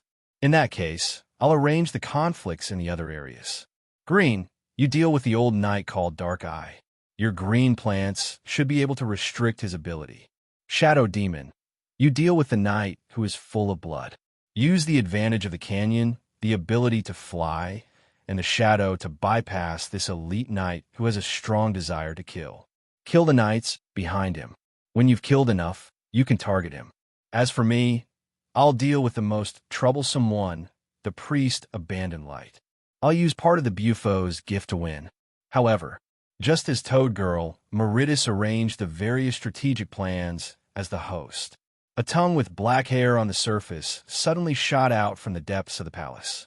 It didn't give Meritus any chance to resist and wrapped around her body. Whoosh! Meritus was already standing in the place where the Bufo's incarnation was hibernating. My lord, this sudden situation scared Meritus so much that the pores all over her body expanded to the width of a finger. Tadpoles kept drilling out from the pores. She thought that her wrong decision had angered her lord. Due to tiredness and laziness, the Bufo that was in a sleeping state had completely awakened. Various forms of high-level magic patterns were hidden and flowing on the huge, black, and abyss-like eyeball. The Bufo seemed to be able to release disaster-level magic in the blink of an eye. An irresistible voice resounded in Meritus' head. Among this group of human knights, there's a special existence who has learned the book of necromancy. He's mixed in with the team led by the Dark Eye Knight. Slightly change your original plan. You'll deal with the team with the weakest overall strength. Capture this person alive and bring him to me. You'll be allowed to use the Stone of Eczema to deal with them. Meritus was shocked after hearing this. The Book of Necromancy, even we can't. How can a lowly human get such a treasure that has long been lost in the void? How can they study such a book? Even if they can learn it, it's definitely a high-quality copy. It can't be a real book. After capturing him, I'll check it myself. Don't let me down.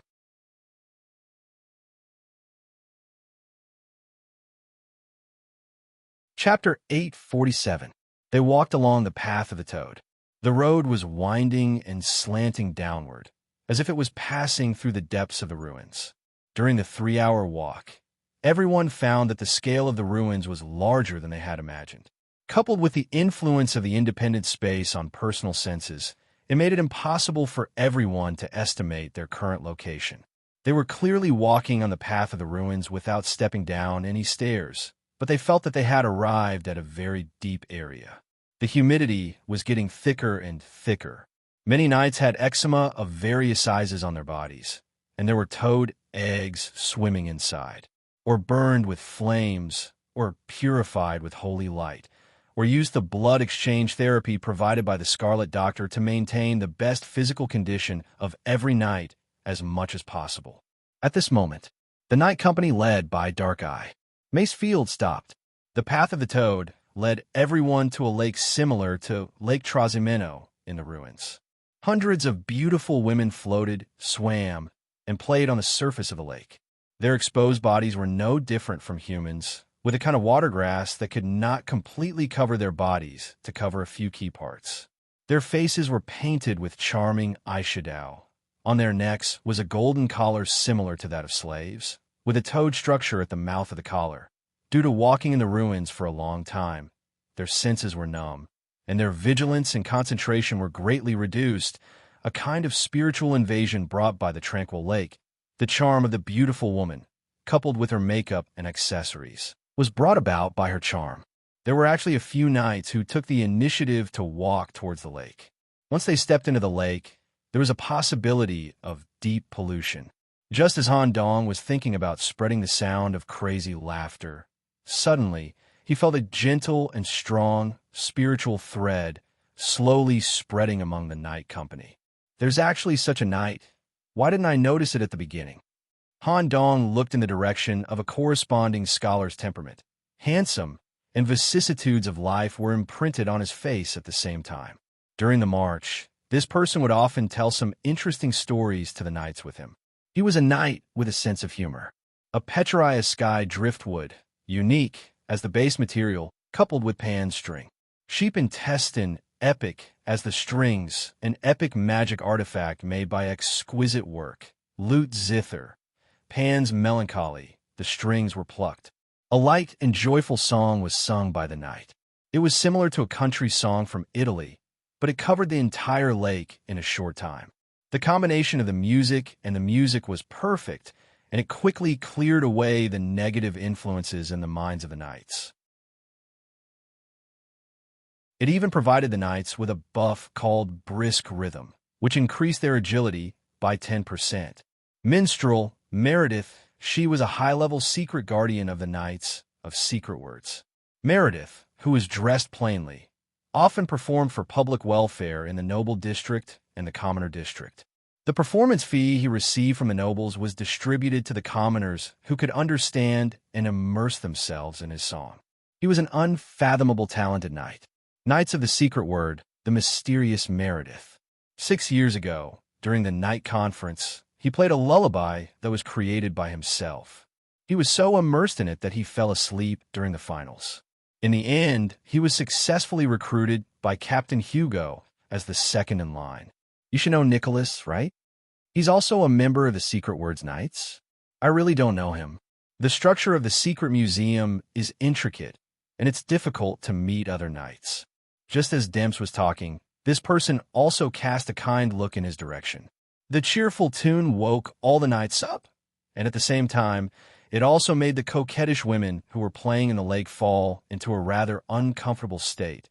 Sizzle, the camouflage toad skin covering their bodies, kept falling off, and their true forms were exposed. Only a beautiful head was left hanging in the air, with soft and thick fleshy tentacles as a connection. The head hung on the heads of the ugly toads. When the toads were hunting, they would expose the fleshy tentacles' human head to the surface of the water. Combined with the dense humidity around and the quiet lake surface, it disguised a seductive scene of a beauty playing in the water. Since they were exposed, hundreds of toads swimming in the lake revealed their ferocious appearance. Squeak, squeak, squeak, arms full of pustules and mucus stretched out from the toads' mouths. The palms intertwined and rubbed, causing chaos magic to form between the swollen palms. At the same time, The beautiful head hanging on the heads of the toads to trap food was also disassembled into a highly toxic, pustular tentacle and shot straight to the knights on the lakeside. Shield and enchantment. The commander of the company shouted loudly. The physical knights, who cultivated in the direction of defense, were the first to stand at the forefront, blocking in front of them with their shields and opening the corresponding defensive field. At the same time, the magic knights in the company also opened the enchantment one after another. Demps formed a unique water curtain in the blink of an eye, enveloping the team. Han Dong stared at the scene in front of him and seemed to have no intention of making a move. He just evaluated in a low voice. I didn't expect that the toad path corresponds to the toad's forces. A combination of chaos, magic, and tentacles? Then they hide their bodies in the lake. Under the premise of not being able to figure out the lake, the knights don't dare to easily go into the lake to attack these despicable toads. How will Captain Dark-Eye deal with it? The chaos magic released by the toads looked like a ball of flesh. When it was about 5 meters away from the knights, the ball of flesh distorted. Terrifying black pustules protruded on the surface of the ball of flesh and exploded in advance. Boom, boom, boom. The impact of the explosion caused the chaotic mucus contained in the ball of flesh to splatter everywhere.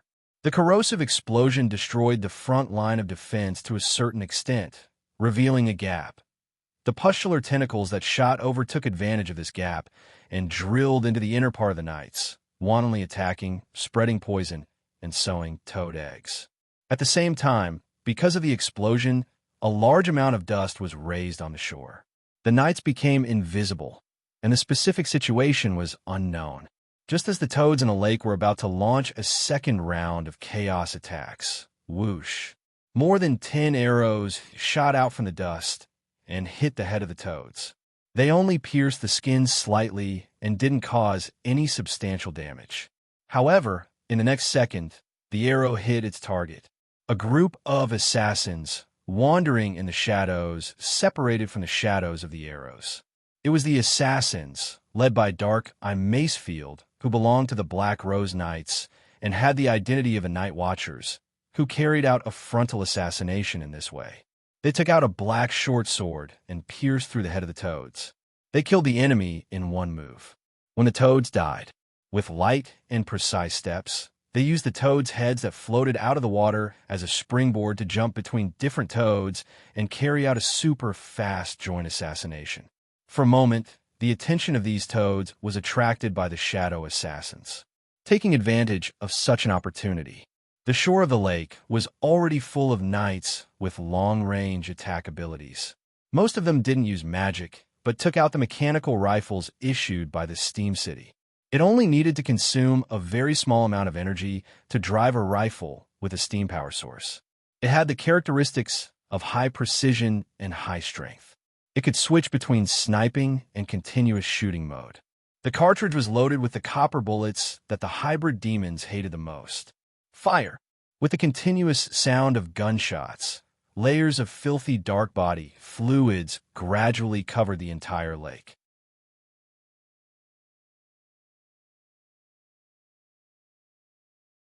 Chapter 848. Times were changing. Destiny Realm was indeed the only pillar that humans relied on to survive in such a doomsday, and even to fight against the hybrid demons. But they could not rely on Destiny. All the resources that could be used to fight against the hybrid demons, even the aberrated living creatures and chaotic materials outside the city, could be used by humans. At the same time, with the platform of Destiny, the development of science and technology was promoted to the greatest extent. Although the entropy in different Destiny worlds was different, the technology tree was different, and there was a technological isolation. But the Knights could exchange a large number of scientific research materials with points and get a technological blueprint of the high-tech era.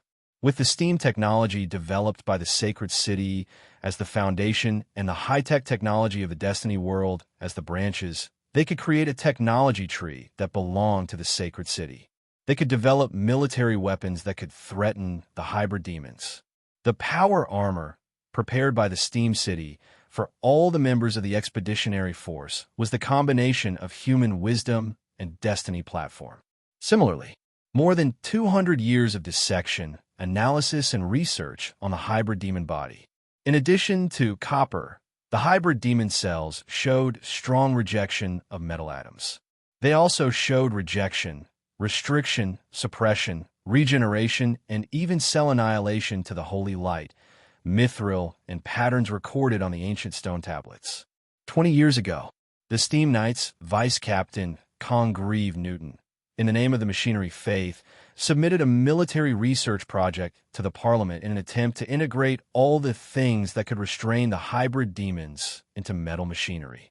Several years passed. A batch of copper bullets with the church's seal on the surface of the bullet case was distributed free of charge to the knights who could use guns.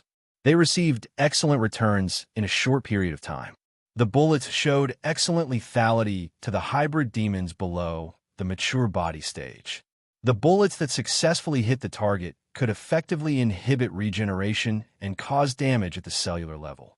Especially in group battles, this way of fighting could save physical strength, and they could kill a large number of low-level demons and suppress low-level hybrid demons with firearms alone. Wind Knights even established a secret contact with Mr. Newton in private. They were willing to pay a high price and even provide some shooting knights to rush to the Steam City for actual combat practice, trying to order a large number of ammunition. If possible, they also hoped that the machinery faith could make some more efficient and powerful bullets to deal with high-level hybrid demons under special circumstances. That was it. Machinery faith copper bullets began to be mass-produced, and military workshops were set up in the Steam City. These bullets were slowly used in various investigation missions and small-scale expeditions.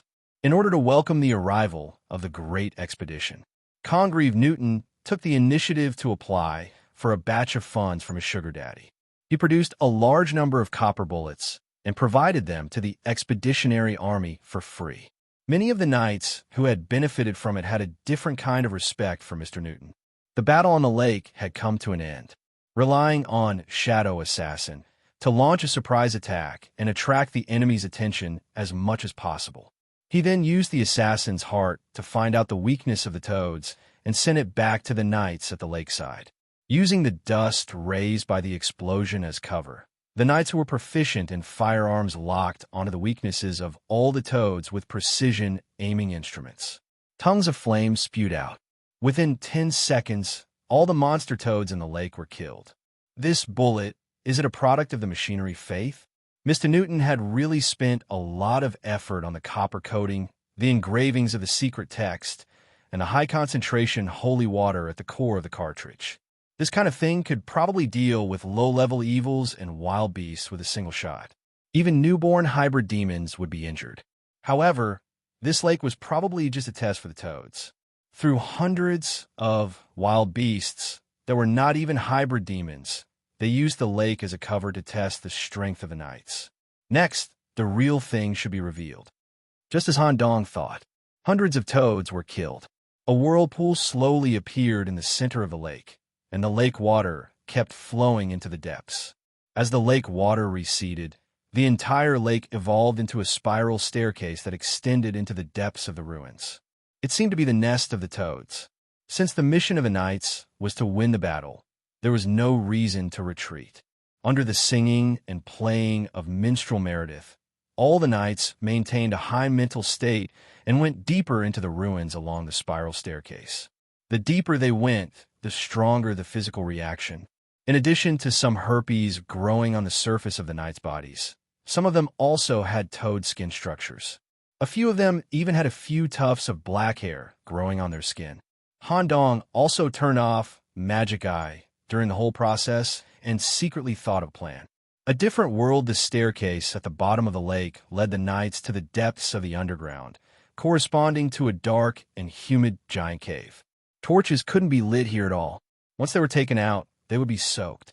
Fortunately, the power armor rooms were equipped with lighting devices.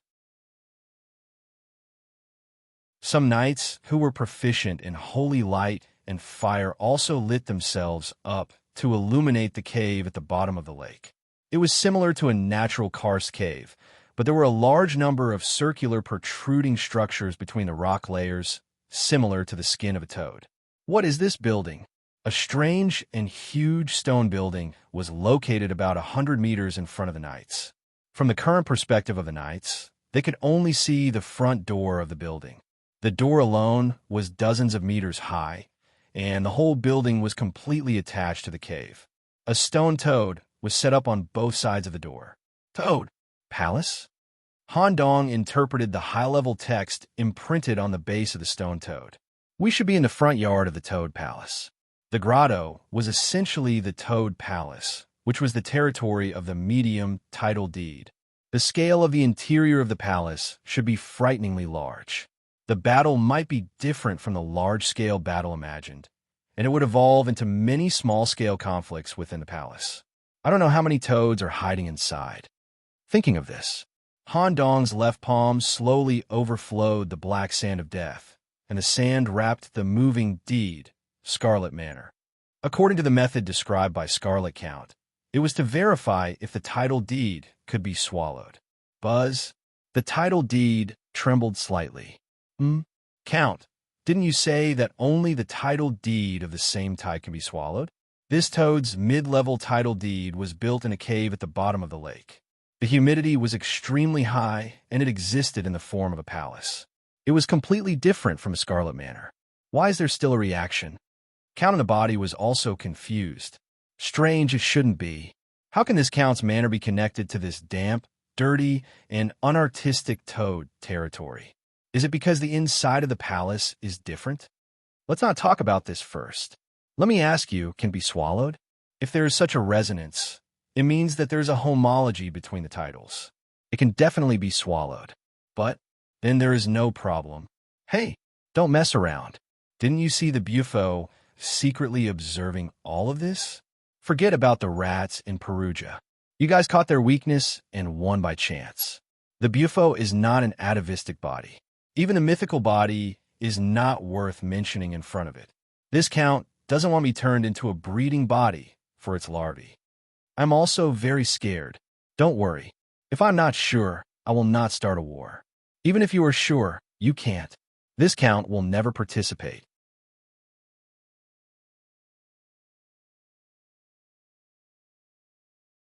Chapter 849. Medium-sized title deed could easily cover a small to medium-sized human city. It could even use the ability of the title deed to set up layers in the title deed area. For example, Perugia City was divided into an artistic surface layer, a dirty inner layer, and a garbage dump. There were 3 different spatial layers, separated by unique gray matter and the spatial restriction of the title deed. If one could not find the exit, even if one was proficient in spatial ability, one would not be able to forcefully cross over. Even if Knight Charlie could kill a bunch of mantis demons, he would not be able to break through the spatial gray matter. Toad Palace. This group of toads was related to space devouring. There were a large number of toad god statues in the wetland that could cover space. The big toad in the lake could also swallow the knights into an independent space. This meant that the children, worshippers, and derivative life of the Bufo all had a certain spatial characteristic. Moreover, according to Dem's speculation, this lord might also have a chaos treasure that could control space. Toad Palace was probably more complicated than Perugia City. The 300 knights under the lead of Dark Eye Macefield approached the Toad Palace. Rumble. There was no need to push the door or trigger any mechanism. As if sensing the arrival of the guests, the door of the Toad Palace automatically opened inwards. The floor of the hall was a giant black crystal without any flaws. It was the size of the battle arena. There were candlesticks filled with toad oil every 5 meters on the walls of the hall. The warm yellow light illuminated the hall. The most noteworthy thing was a giant toad statue that was located deep in the hall. The bulge on the toad's head was represented by a large number of precious gems. The eyeball was made of the deepest black diamond. There were a large number of tumor-like lumps on the surface of the swollen, fat giant body. Toad oil kept flowing out. There was a pair of bat wings on its back that could not support its huge body. Its left hand held a small mountain of skulls, and its right hand held a strange magic wand. When staring at this toad statue, it could cause the toad oil to enter the brain, causing the toad curse that was difficult to remove. The experienced knights immediately adjusted the goggles to the highest filtering mode, using non-visual perception to observe the surrounding situation as much as possible. This is Han Dong mixed in with the team and peeked at the statue. It couldn't be matched with the toad ancestor that he had seen by accident. That existence that was covered in black hair was several times larger than this statue, even in terms of size. At this time, Dimps' fingers landed on Han Dong's cervical spine, giving him a light massage and nerve stimulation, causing the secondary nerves to automatically lower Han Dong's head, indicating that he should not stare at the statue for too long. You've already been affected by the bufo. Even if you have a head to protect you, you still have to be careful. Your vomiting symptoms earlier were an ominous sign. The accumulation of invisible influences may cause you to fall into the toad abyss. This is indeed a statue of the king. It is a bufo created by the believers through thinking. This is beautifying. At the very least, it can express a certain attitude in the form of a statue, right? Even your magic eye would have a hard time seeing a real bufo, right? It was already difficult to see the twisted hair on its body, not to mention the indescribable toad body through the hair. Besides, according to the information provided by Mother, the bufo has at least 2 incarnations. What you see is only one of them, and the other one may look like this. Compared to the other old kings, this image is already very beautiful. My God, Dimps, you have this kind of taste? Don't use the narrow human aesthetic to judge these ancient creatures with primitive beauty. Of course, as a human, I can't accept it. But if giving a massage to the bufo can give me the opportunity to observe the wall, I won't be picky. Wow, so you are this kind of person. Han Dong glanced at the swollen statue that was constantly oozing out oil and had to give Dimps a thumbs up. This was much better than Ollie. However, Dimps' words also made Han Dong interested. By the way, what is the observation of wall? This is the characteristic of the toad demon, just like blood wine. However, the observation of wall is more special and suitable for any race, and it doesn't have any side effects. The toad clothes peeled off from the purebred toad demon with atavistic body and above can be sold for a very high price outside the city. Toad clothes? So that's what it means? Han Dong recalled the dark cave his consciousness arrived at when he opened the magic eye. The hundreds of meters high rock walls were perfectly fitted with a kind of black toad skin.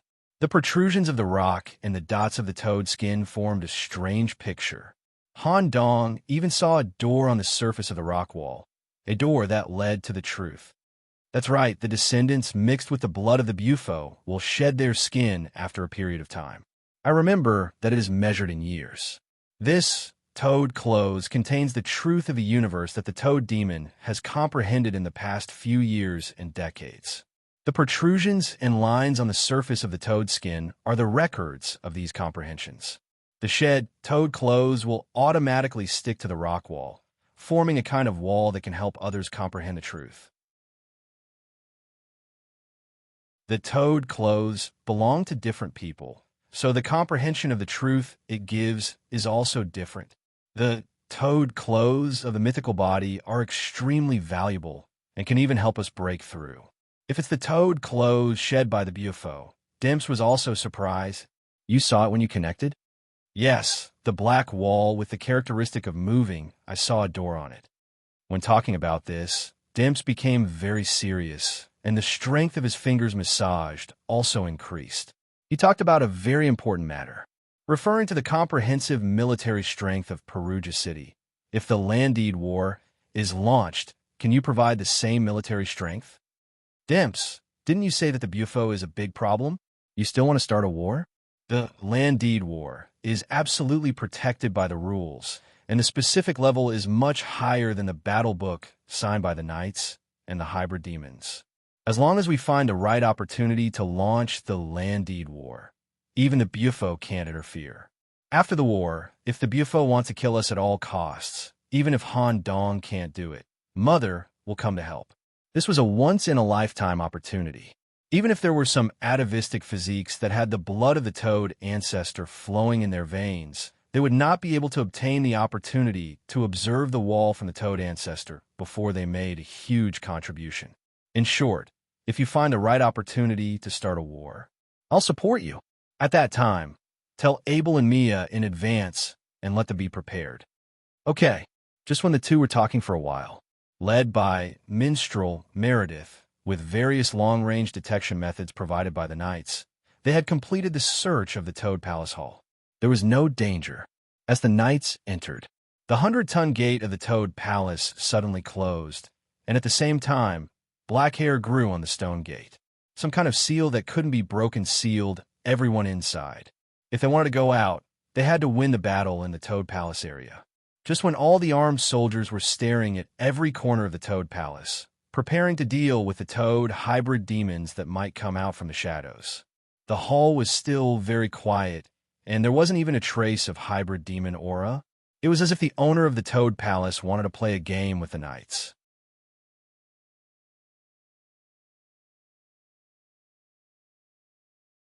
Chapter 850. The Toad oil candlelight illuminated the hall. The various gems embedded in the head of the Bufo statue actively reflected the candlelight in the direction of the candlelight. A toad-like woman was reflected in the center of the hall. 1.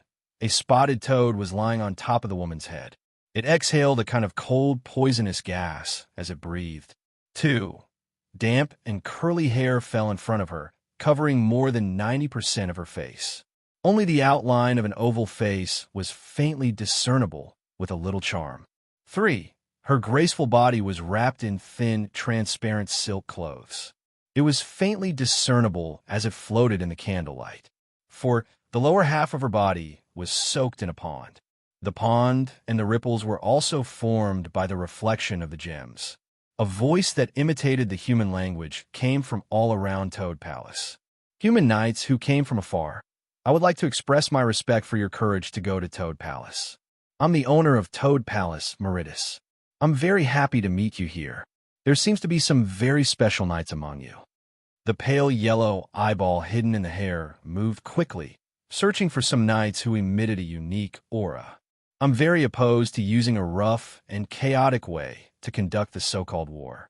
For you who came from afar, I specially set up a very interesting war mode. I'll sign a battle book, supplementary treaty, with you here. As she spoke, a piece of parchment slipped out from the mouth of the Bufo statue. It was a supplementary note to the battle book. At the same time, a total of 32 stone doors opened on the surrounding walls, leading to different areas of Toad Palace. Supplementary treaty. The battle and land deed, Toad Palace, will be further limited. The war will be divided into 32 different areas. 1. Ensure that the strength of the hybrid demons in different areas does not differ by more than 10%. The strength index is evaluated by the world's rules. 2. The teams that won the battle in different areas can go to the nearest battle area through the shortcut passage. 3. When one side's forces are completely destroyed, the battle will end. Of course, you also have a right to choose not to sign the supplementary treaty and destroy my palace in the most barbaric way. As a lord here, I naturally have to remind you out of kindness. If you recklessly destroy the palace and cause a certain existence to be awakened, I won't be responsible. Once you sign the supplementary treaty, you will also be protected by the world's rules. Everything will be carried out fair and just. The 32 different small battle areas that lead to Toad Palace will open at the same time. The reflection of light ended. Toad Girl's projection disappeared. The decision was left to Dark Eye Macefield. These mutated toads were cunning by nature, which could be seen from the various traps they had set up in the wetlands. Currently, the Overlord had set up a campaign that was similar to a game. He wanted to further divide the Knight Company into 32 small teams and go deep into different regions to complete the war in the form of small-scale battles. What needed to be made clear was, what was the purpose of the temporary treaty? Did he deliberately split up the Knight Regiment and lead the different teams to the various trap areas in Toad Palace? Or were they trying to split up their teams to deal with someone individually? The probability of it being a trap is very high. However, if we don't accept this kind of treaty, we will also be restricted here. We can only use the method of forceful destruction to reach different areas of Toad Palace. This was the territory of the hybrid demons, and forcefully destroying it would trigger traps. At the same time, there were also some unknown hidden dangers. There aren't enough clues, so I can't make a judgment. In that case, let's vote on whether to accept the temporary treaty or not. The cold and damp air in Toad Palace was constantly weakening the condition of the knights. The voting process ended in a short period of time. There were a total of 302 knights who went to Toad Palace. Among them, 180 agreed to go to different areas in the form of small teams, according to the supplementary treaty. There were a total of 32 combat areas, which meant that the size of a team was about 8 to 10 people. The distribution of teams was also as equal in strength as possible. Han Dong was the only level 2 knight in his team. The other 3 were only level 1 knights, which was the weakest team. At the same time, Abel was a candidate for the leader of the Behemoth Knight Regiment, and Han Dong was also a candidate for the Parliament. Such important young knights must be safe, according to the method of equal in strength. Dark-Eye Macefield planned to bring a few elite assassins and form a joint team with Han Dong and the others. At this moment, Han Dong, who looked like a salted fish, gave his opinion. Captain Macefield, there is actually no need to equal in strength. The supplementary rules here are different from the rules of the general battle. The supplementary treaty mentioned that the team that wins in a certain area can immediately provide support to the area where the other team is located through the shortcut. I suggest that Captain Macefield bring a few elite knights who can quickly kill the enemy. Quickly clear the target area, and then help the other teams through the shortcut. It is similar to a snowball method to expand our advantage. The one-eyed crippled Dark-Eye stared at Han Dong. The plan is feasible, but you may die. Let Knight Meredith form a team with us. As long as we can hold on until your support arrives, it will be considered a victory. Equal distribution always feels like we will fall into the enemy's trap, although Han Dong's words made sense in terms of personal value. Han Dong and Abel were the important pillars of the holy city. If they died here, Dark-Eye would have to bear a huge responsibility. At this moment, Dark-Eye Macefield suddenly used an ability. He moved the eye patch slightly and revealed the hidden Dark-Eye. It was a dark eyeball that had been tortured by the curse, dried up and full of cracks. It was attached with a curse ability from the Destiny realm. Assassin's Cursed Eye. For targets whose level is equal to or lower than the host, it can see through the opponent's weakness. All subsequent attacks will automatically be directed towards the weakness. High-level targets require a certain amount of time to lock on. When Dark-Eye opened, the weaknesses of most of the knights in the hall were seen clearly. Only Han Dong, who looked directly at him, did not reveal any weaknesses. Or rather, it was difficult for Dark-Eye to see through him. The only special points that could be seen were only 2. The slightly rotating black vortex torso. The mysterious head shrouded in the gray haze. Okay, Dark-Eye secretly smiled and accepted Han Dong's suggestion. Separating a powerful team alone was indeed more suitable for the rules of Toad Palace. It was also because of Han Dong's suggestion.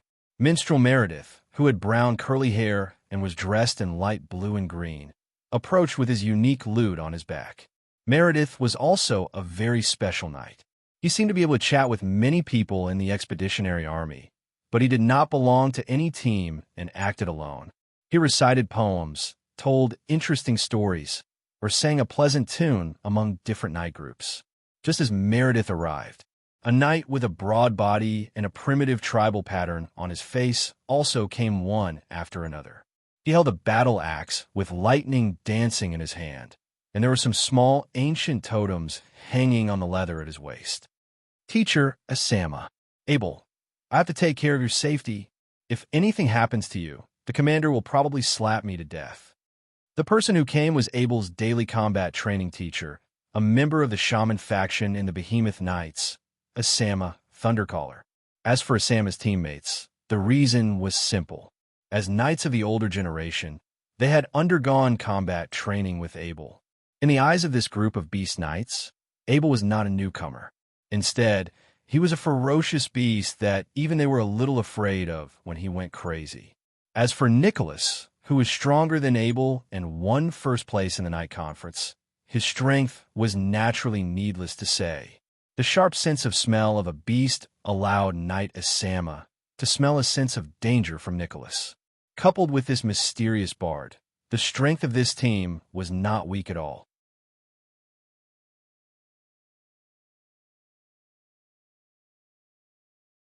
Chapter 851. The teams were assigned.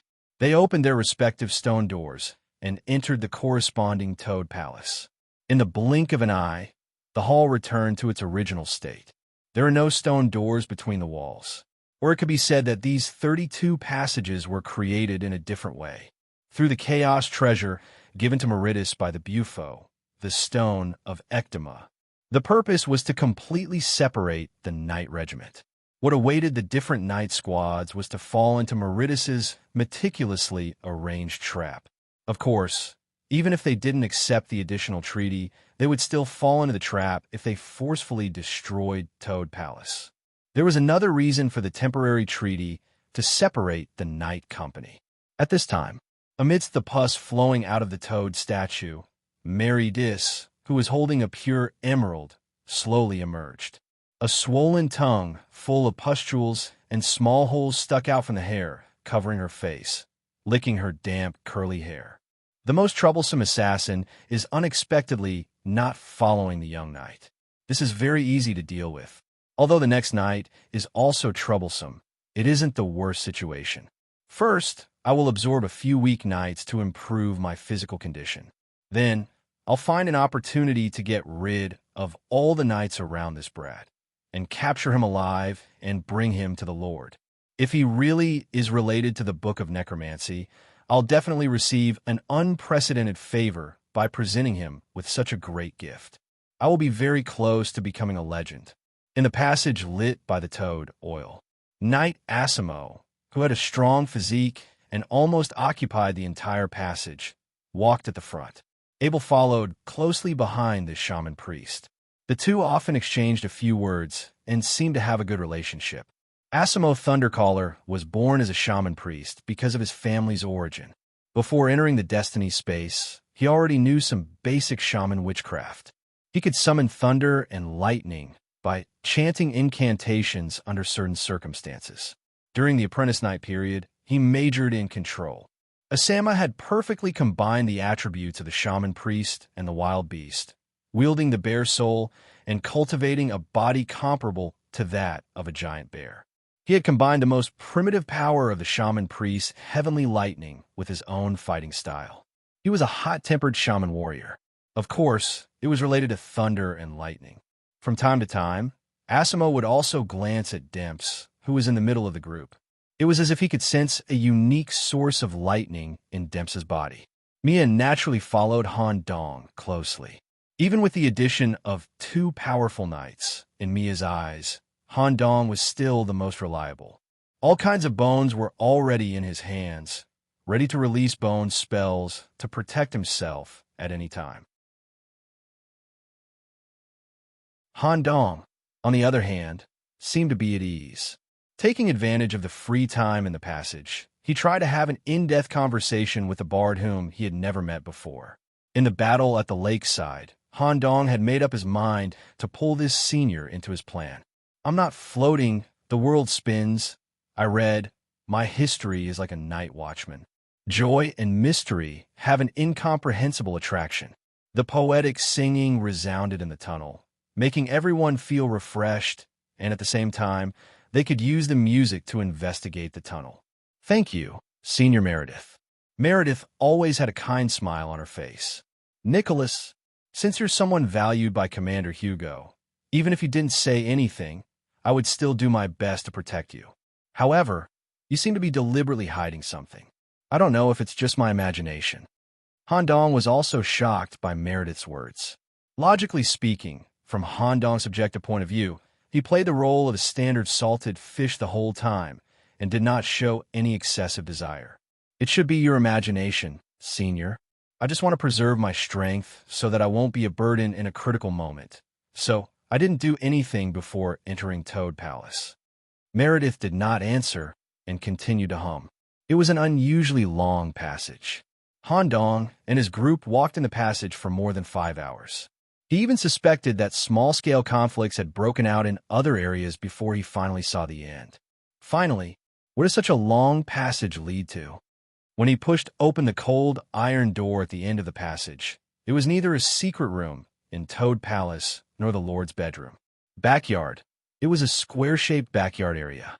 Moreover, Toad Palace, which was built in a cave at the bottom of the lake, should be in a sealed state at the top.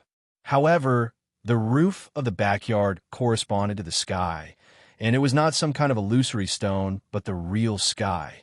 It also meant that the space of the entire Toad Palace had already shown a chaotic state under the blessing of the title deed and the chaotic treasure. In the backyard, which was half the size of a football field, there were 4 strange statues in each corner. Strangely, the statues had almost no connection with toads in terms of appearance. They corresponded to 1, the Serpent Man disciple with a hook in his hand. 2, a black group with an indefinite form, both with an obsidian shell and a pus structure.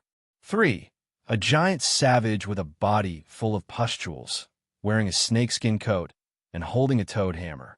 4, a dark bat with a face full of fangs and a beady eyeball on its wings. They did not seem to be completely people of Toad Palace, but were related to the Bufo for some reason. They were the mantis demons guarding this place. Even if they were still in the form of stone statues, they still emitted an aura similar to a mature form, mantis demon. Judging from the aura, each of their attributes were different. However, compared to these mantis demon stone statues, Han Dong's attention was drawn deeper. Through layers of moisture, he saw the entrance of a cave blocked by a boulder with inscriptions. Traces of extreme aura were constantly leaking out through the cracks in the stone. As expected, because of the problem with the little magic eye, part of the target of the Bufo has changed to me. The cave behind the boulder should belong to the area outside the battle. If my guess is correct, it corresponds to the nest where the toad incarnate lives. Han Dong hurriedly looked at Demps in front of him and communicated with his eyes. After getting Demps's convinced look, Han Dong also felt relieved. If he was really found by the Bufo, even if Han Dong's mark was ineffective, Demps still had the mother hidden in the dark as a safety card. At this moment, Gurgle Gurgle, the lawn area in the center of the backyard, turned into a pool of water.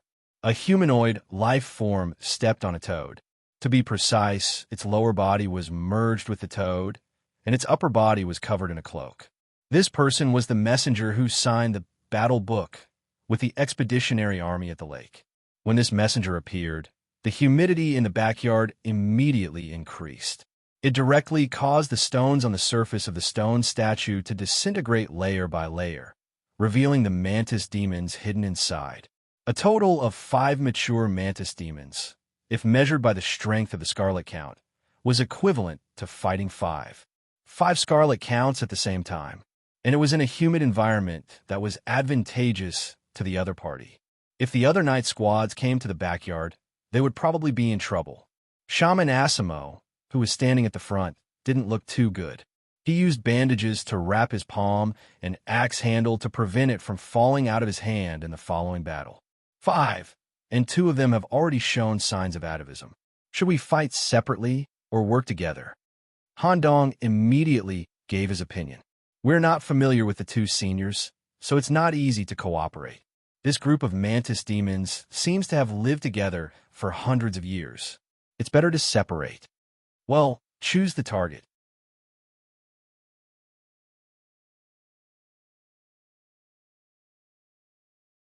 Chapter 852. When he saw the 4 statues in the backyard area, Scarlet Count was also surprised. In terms of the aura emitted by these statues, 2 of them were stronger than him. And Count, who had connections with multiple forces immediately knew what these stone statues in the backyard belonged to: Yatha's snake people, and Kay's invisible son, the wormies of the Hyperborea. There was even a nightmare from Dreamlands. Two of them were related to the Bufo, but the other two were directly subordinate to other old kings. Moreover, the status of the mature hybrid demons was not low. They were actually turned into stone statues and became the watchmen here. Sure enough, the attraction of wall viewing was too great. This count once wanted to try and see if he could make a connection with the Bufo. But this group of toads was extremely cunning, and there was no chance to take advantage of it. According to this count's information, other races basically had no chance to get the chance to wall viewing. Anyone who was bewitched by the toads and went to watch the wall with a fluke mentality would never return. But, Nicholas, if you can win the land deed war, everything here will belong to you. The cavern below was no exception, so there was no danger to speak of. Maybe this count can really let this count see what the holy land of the toads is like, and see what there is to see on the wall. Didn't you say that you would rather die than participate in the battle? The count immediately found a reason to give himself a way out. The new king boy is very reasonable. If there's a cave wall left behind by the toad ancestor here, with your identity as a messenger and the help of the boy's backer, it will be easy to find. The Bufo may not dare to touch you. As long as you can win the battle, this area will belong to you. If you find the right opportunity to fight, this count will still consider participating in the battle and help you win. If you continue to talk, then don't expect me to help. Han Dong was too lazy to argue and changed the topic to the important terms that Count had just given. By the way, Count, are the names of the places mentioned in the book? Why haven't I heard of it before? Don't tell me that when we, the hybrid demons, wake up from our dreams and reclaim our world, we will continue to call you lowly humans by the same old names? What a fool. Moreover, it wasn't just the name that had changed. The world in your human mind has completely changed because of the appearance of the old king and his kin. Large-scale changes in the terrain, the arrival of alternate space domains, and some old kings whose bodies could reach the size of a country were themselves continents. Your great expedition has only just begun. You should be able to feel the brand new world we have created in the following journey. Although Han Dong was not the kind of person who cared much about what other people said, when he heard Count blabbering, he was very impatient in his heart and directly blocked his consciousness. However, the information given by Count was somewhat useful, and it was more convenient for the following battle arrangements. The messenger of Toad Palace that activated the stone statue and the black substance of indefinite form have already given rise to some atavistic characteristics. The other three are mature bodies that are about the same level as Count. Let's let them choose first. Bear Shaman Asimo directly chose the invisible child that was the most difficult to deal with. This kind of tar-like life form that came from the dark abyss contained an extremely sturdy obsidian shell. It was indefinite and had many characteristics. However, the primitive lightning that the shaman tribe possessed was also very effective against this kind of dark life form. As for Minstrel Meredith, she did not look at any of the stone statues throughout the entire process. Her eyes were fixed on the center of the backyard the entire time until it turned into a pool and the messenger of Toad Palace floated up. Her target had been identified from the beginning. Abel, you deal with the Womi. It's a pity that Sister Winley isn't here. Otherwise, you should be able to suppress them quickly if you work together. Womi? That giant savage? No problem. I can do it alone. At first glance, the savage was a hybrid demon that leaned towards brute force, which suited Abel's taste perfectly. After instructing Abel, there were only two choices left. Dimps, what do you choose? Leave the Nightcrawler to me. There are differences between the life forms of the Dreamlands and the hybrid demons in the real world. My finger can ignore certain rules, but it can touch the Dreamland thread. Only I can deal with this thing. Dimps also said the professional terms in one go. Obviously, he was very clear about the species classification of these life forms. Since that was the case, the division of labor was over. Han Dong placed one hand on Mia's shoulder and leaned his whole body on it. He pointed at the statue of a Naga priest. The latter blushed at this action, but she immediately realized that it was the aura of a tool. Mia, the last remaining Naga priest, will be dealt with by us. You will be in charge of the battle, and I will provide some support from behind. Huh? Why did you say my line? Mia had already thought about it. She was prepared to use all kinds of witchcraft to cover for Han Dong. Under the appropriate circumstances, she would go forward with Han Dong to kill the target. Under the guidance of Dempsey's mother, you have completed the full activation of the insect adherent. The curse on your body has turned into an absolute power. I also brought you the most primitive ancient witchcraft from the mystic sect of 3 witches from Miss Jane. I believe that Mia has already walked a certain distance on the road to the Hidden Kingdom. The current situation is just a low-level battle in the big expedition. If you can't even do this, I will be very disappointed, Mia. I'm not afraid of the hybrid demons. It's just that I have never seen this kind of snake before. I will support you in the dark. Show me what you can do. Also, the reason why I am supporting you in the dark is because someone needs to sense and investigate the situation in the other areas of the backyard. If there are any unexpected situations in the battle, we must be able to respond in time. I know. I said I won't drag you down. Mia then took out the medicine that she had prepared in advance and injected it into her body. Mixed witchcraft potion increases the effect of witchcraft and suppresses the side effects of witchcraft. Activate 1 ritual. The secret runes engraved in Mia's internal organs were activated by Solar's witchcraft fire dagger. Some kind of door that connected to the holy kingdom of witchcraft, the Hidden Kingdom, was slightly opened. Mia could accept the power from this kingdom to a certain extent. At the same time, she also put on the power armor. The light armor, made of flexible metal, could perfectly fit the spider legs that grew out of Mia's back.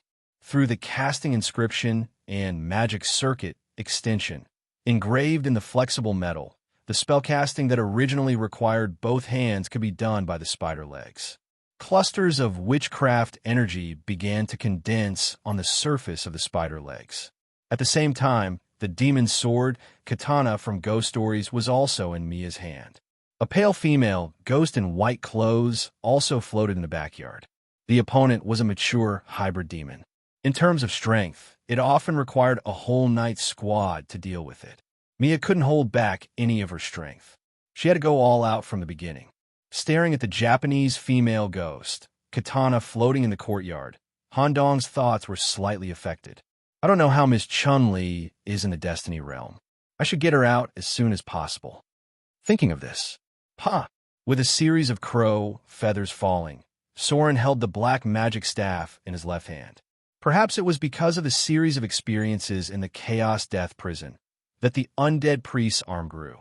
When Han Dong held the magic staff and showed the posture of death, a black jackal head with intricate decorations faintly appeared behind him.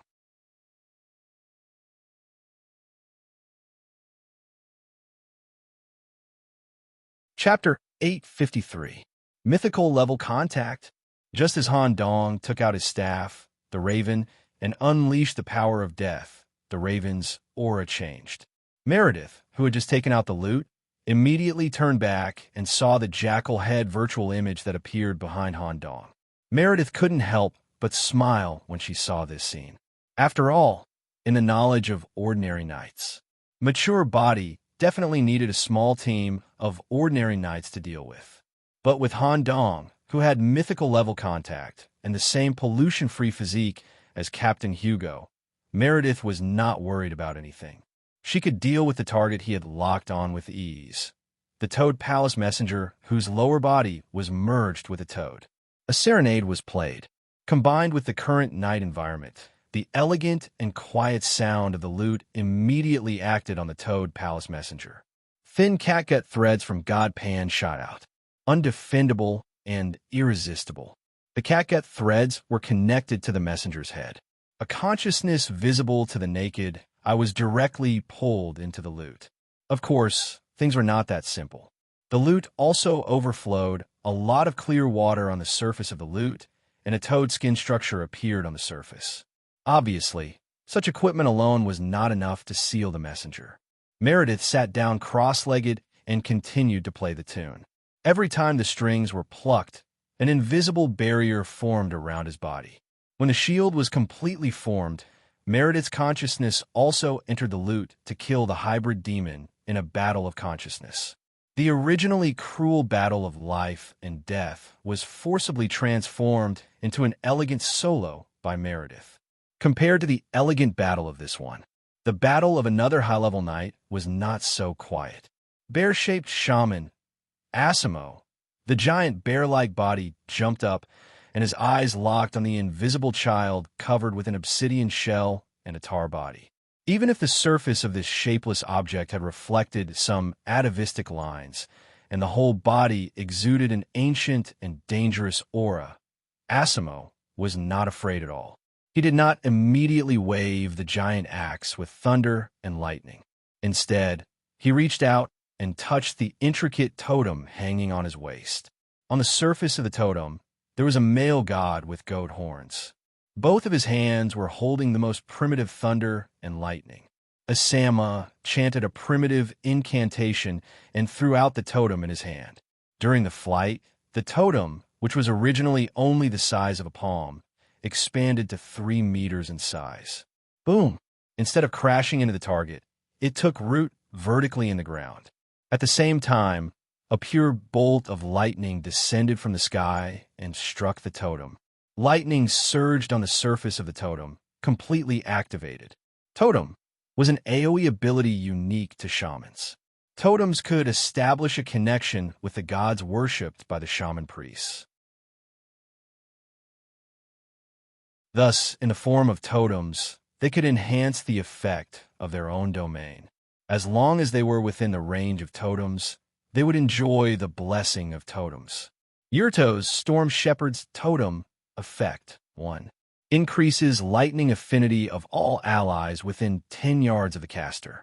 When attacking at close range or from a distance, there is a certain probability of lightning strike, causing an additional 10% lightning damage to the target. There is a certain probability of burning wounds and suppressing regeneration.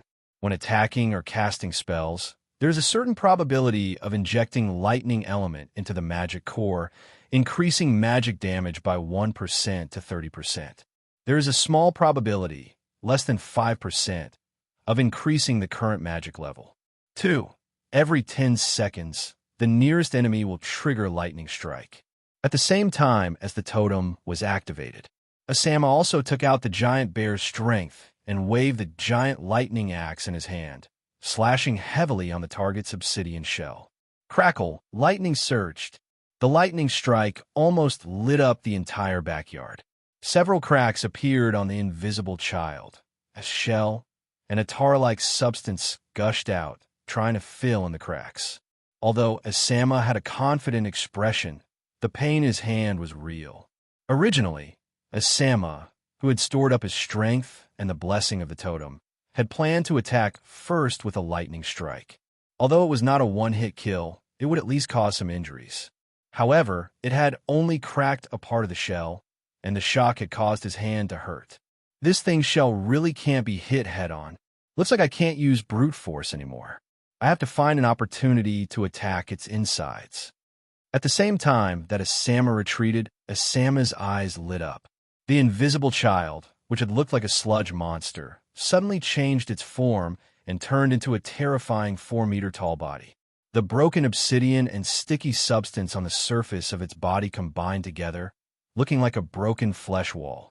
The top of its body turned into a large mouth in the shape of a lamprey and bit toward Asama. The latter smelled danger and immediately dodged. Swoosh! The area bitten by the invisible child turned into a black pit filled with mud. The water, grass, and stones that originally existed there were all assimilated by this tar-like substance.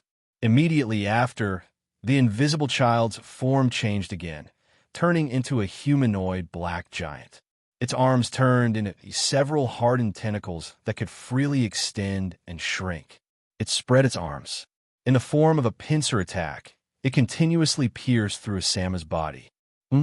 What pure lightning! Shaman priests are indeed special. Although it's not a mythical level contact, it can be considered a mythical level offering. Through the totem, it's indeed lightning created by a god level. Unfortunately, its level is slightly lower. The Invisible Child is a creature from the Dark Abyss, K. It's not easy to kill it. Dimps seem to be the most relaxed. Facing the bat-like nightingale, which had the appearance of a devil and an indescribable body structure, Dimps only used one move. The nightingale let out an irritating low growl and attacked head-on. A finger touched the center of the nightingale's brows and gently pushed. It directly sent the nightingale back to its hometown, a parallel universe formed purely by the subconscious and imagination, the Dreamlands. Feeling the warmth of being embraced by its hometown again, the nightingale let out a cheerful and excited cry, as if it was thanking Dimps. If Dimps went to the so-called Dreamlands in the future, he could also obtain the help of this hybrid demon. This move wasn't some kind of ability. It was a kind of connection authority that belonged to the new king, Dimps. Relying on the scent of the nightingale, finding and matching the password of the Dreamlands, connecting with the sixth finger, and it was done with a gentle push.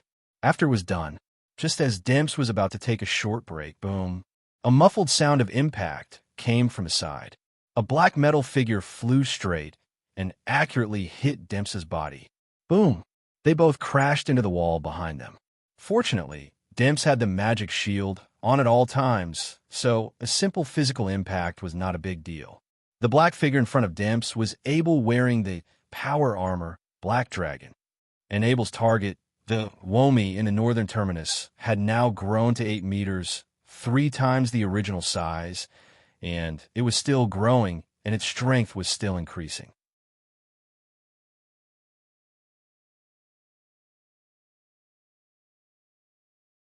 Chapter 854. Dimps was well aware of Abel's strength. If he didn't compare himself to Han Dong, he would be considered a top-tier genius in the Holy City. He was even more talented than Commander Kai Meng back in the day. The fact that the Imperial Guard had privately extended an olive branch to Abel was proof of this. The Dragon Clan, coupled with the dire beast in Abel's body, as well as the more hard-working combat training compared to his peers. If there was a flaw, it would be that he had only experienced true fate once and was only assigned the first level of talent. If he could unlock more talents, Abel's strength would increase exponentially. In theory, with the activation of the Dragon Bloodline and the enhancement of the special power armor, Abel should be able to fight against the mature hybrid demon, but he was currently at a complete disadvantage. Bang! With one hit, the power armor made of black dragon iron was dented inwards. With the impact of the club, Abel flew to the other side of the backyard like a bullet and happened to crash into Dimps. The two of them plunged into the wall together. Although this hit wasn't enough to take his life, his whole body was in a state of dizziness. It seemed to be the special effect of the Savage Club, used by the Wormy. Hitting the enemy would cause a long period of dizziness. However, this Wormy continued to grow. Due to the growth of his body, his speed was slightly slower, and it would take some time for him to rush over. Taking this opportunity, Dimps hid between the cracks of the wall. While giving Abel a quick massage, he observed this strange Wormy. Strange, Dimp's face was filled with doubt. In fact, when he came to the backyard and discovered that this inferior Wormy could reach the level of a mature hybrid demon, Dimps was already very surprised. The origin of the Wormy can be traced back to the North Pole of the previous civilization. In the polar world that was cold all year round, there lived a type of primitive savages that could not connect with modern civilization. They survived in the far north with good cold resistance, but their intelligence was extremely low, even lower than some low-level primates. After that, the land of the final north was ruled by many old kings. Due to their low intelligence, it was difficult for them to even develop into basic believers. As a result, they were reduced to low-level slaves and were wantonly slaughtered. Only a small number of Woomies who had special constitutions and killed all sorts of monsters in the special Colosseum survived. The weak died, while the strong survived. As a result, some of the Wormies with combat bloodlines continued to exist. However, The far north had always been in a state of turmoil. Wars between different old kings also broke out frequently. The wormies were often sent to the front lines by the old kings. Who would have thought that he would meet a special wormies in the inland? And they were different from the wormy people I had read about in books. Even if these savages had gone through thousands of years of survival of the fittest, they would not violate the basic laws of physics. What is this unlimited growth all about? He saw that Abel's condition had improved. Demps formed a triangle with his hands in front of him and cast a spell. Eye of Truth. It was a high-level detection spell. Coupled with the enhancement from the sixth finger, the giant barbarian's body was completely seen through. The muscle tissue in its body was like a worm, wriggling, growing, and splitting. However, this was still not enough to explain why strength could increase indefinitely. The increase in strength meant that some kind of energy was continuously increasing. Demps followed the flow of energy in the worm's muscles, looking for the source. Finally, he found the energy source at the back of the neck, which was close to the head. A piece of ellipsoidal meat that could make Demps shudder, his brain tremble, and even his throne shake slightly, was inserted in the neck area of the wormies like a foreign object. This is origin meat, the origin meat of an ultimate ancestral god. It's actually in this inferior wormies. No wonder it could grow to the mature stage. No wonder it could grow infinitely in battle. The wormies that were parasitized by the origin meat are actually here. Most likely, when they were wandering in the far north, they accidentally wandered into the Bufo ruins and crossed space to come inland. Since there's such a piece of meat in its body, it must be killed quickly, or it will be quite troublesome. Abel, I'll now connect my vision to your brain. Can you see the thing at the back of its neck? Demp's sixth finger poked directly into Abel's head. What is that? Even if the blood of the dragon clan flowed in his body, even if there was a primordial, ferocious beast hidden in his body. When Abel caught a glimpse of the sarcoma on the wormy's neck, his whole body quivered. His brain, which had been slightly dazed, was now completely awake. It's very troublesome, and it's not easy to explain now. The next battle will focus on pulling out the origin meat. Just pull it out. Yes, the wormy's unlimited growth, unlimited strength, all kinds of precise attacks, and even their mature level is inseparable from this piece of meat. Pull it out, and he'll die. I'll be in charge of pulling it out. Abel, go out and attract attention. Hearing this, Abel's beast ears, which grew in his white hair, became a little loose. That blow just now had directly knocked out Abel's fighting spirit. During the time when he was sent flying and crashed into the wall, the wormy's physique and strength were still growing. He was now 10 meters in size, and the aura of power he exuded was one level higher. If he was hit a few more times, he might really die. At this moment, scenes of the tough training in the Holy City appeared in Abel's mind. Every time during actual combat training, the sparring teacher would not hold back, and Abel had experienced all kinds of serious injuries. There was nothing to be afraid of. This was only the beginning of the great expedition. Okay, sizzle, steam continued to overflow from the power armor. A special beast bone ring was worn on Abel's finger. The will of a primordial beast was awakened, and even occupied the dragon bloodline to a certain extent.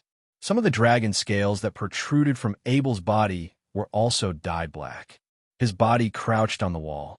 His thigh muscles and calf muscles contracted, and even his arm muscles exerted force when the wormies were within 5 meters of him.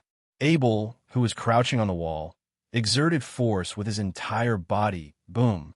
A half-meter deep dent appeared on the wall as his legs stomped on it. He turned into a black dragon shadow and went straight for the wormy's head, preparing to hit it with a dragon. At this moment, in the hands of the wormies, the chaotic weapon that grew with him, Agama, brutal flesh, actually kept up with Abel's speed, perfectly following Abel's trajectory and swinging at him at the same time. Because of the existence of the origin meat, the wormy's brain reaction was also extraordinary. Almost at the same time as Abel kicked, he predicted the trajectory of the attack. With such a high-speed collision, if it hit, Abel might die, just as he was about to hit. Some air vortexes appeared on the surface of Abel's limbs, and the beast in his body seemed to be able to run freely between heaven and earth. He stepped on the air and changed his trajectory. Just as he passed by the heavy swing of the club and was about to hit the wormy's head, Abel's body was suddenly enveloped by a black shadow. His left hand, which had been hidden in the dark the whole time, suddenly pressed down in a gigantic posture. He slammed Abel into the ground. Boom! The backyard area shook. A large amount of dust rose from the place where the palm hit. From the beginning, the wormies did not intend to use the club to attack. He knew very well that Abel could dodge, and it was during the vacuum period when the target completed the dodge. He had already prepared his left arm and directly suppressed it. The existence of the origin meat even changed the intelligence of this low-energy life. He was not a savage at all. This wormies had even learned all the human culture, technology, and even basic habits of the modern world.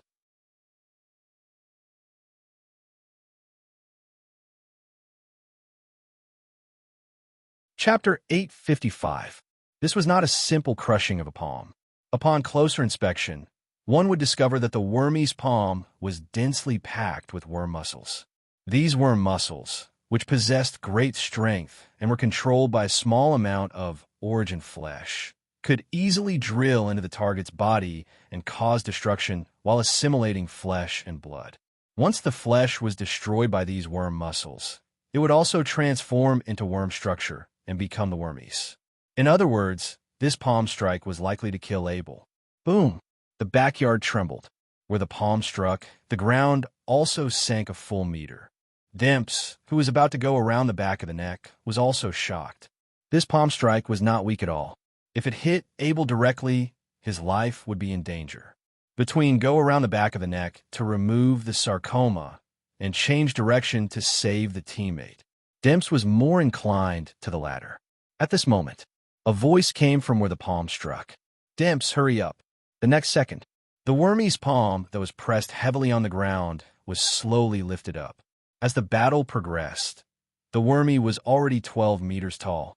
Its strength had reached the maximum value of mature hybrid demon, and it was still growing. But Abel actually withstood it. Abel, who was pressed to the bottom, was in a kneeling position with one knee on the ground. The worm tentacles had already peeled off Abel's power armor piece by piece, completely exposing his body. But Abel's body was also covered with a layer of black dragon scales that exuded the aura of a beast. These muscle tentacles that were controlled by the origin flesh were slightly afraid. Also, the dragon scales covering the surface of his body were extremely sturdy and densely arranged, enough to withstand for a while. However, the most important problem was strength. If strength was not enough, everything would be in vain. Han Dong was right. If when Li's little sister was here, adding a monstrous strength would make this battle much easier. But there was only one person here, Abel. Half a year ago, Abel, who had just passed true fate, had an arm wrestling match with Wen Li. In the end, he was completely suppressed by Wen Li's innate monstrous strength. He didn't even have a chance to struggle. After this incident, Abel had been training his strength very hard. I know that my strength is far from enough.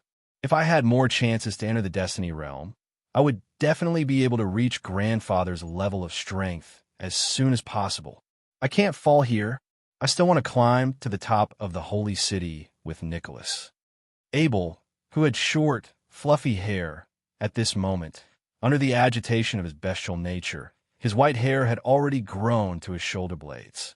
10% hybrid demon transformation, curved, pitch-black barbs grew out of the dragon scales.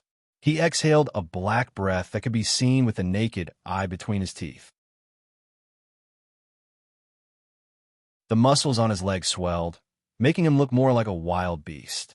He supported Abel's body and slowly stood up, forcibly pushing the giant's arm up. Right at this moment, whoosh, two sharp tentacles pierced through Abel's palm. Hair and blood scattered all over the ground. However, Abel, whose mind had been partially assimilated by the wild beast, did not care at all. He completely ignored the invasion of pollution and pain. Instead, because of this sense of crisis, the more he fought, the stronger he became, accompanied by Abel's rising momentum. When the wormy looked at the prey under his palm, he unexpectedly saw a wild beast. A wild beast that was as ancient as the ancestors of the wormy. It could be traced back to the last Earth civilization, the wormy living in the far north.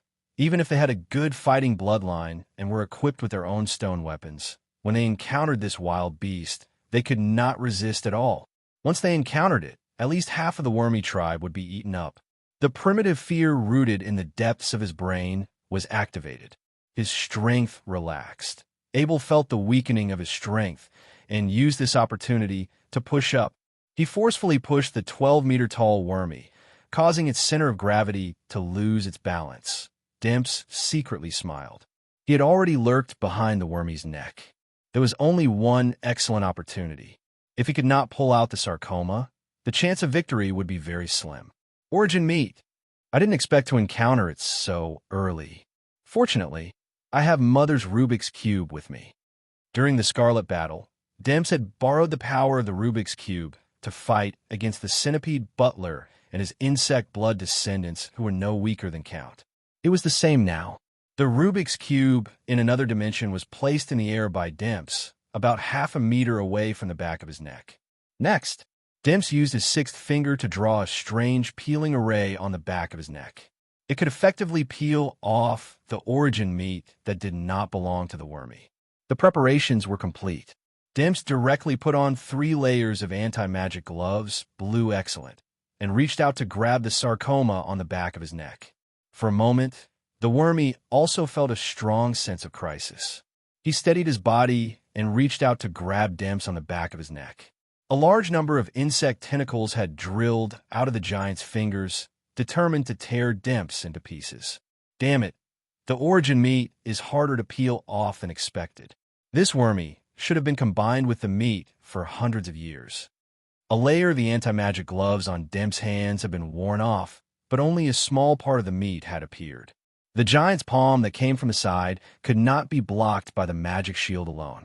Moreover, if Demps gave up on peeling and jumped to dodge, this palm would also slap the sarcoma back in his body.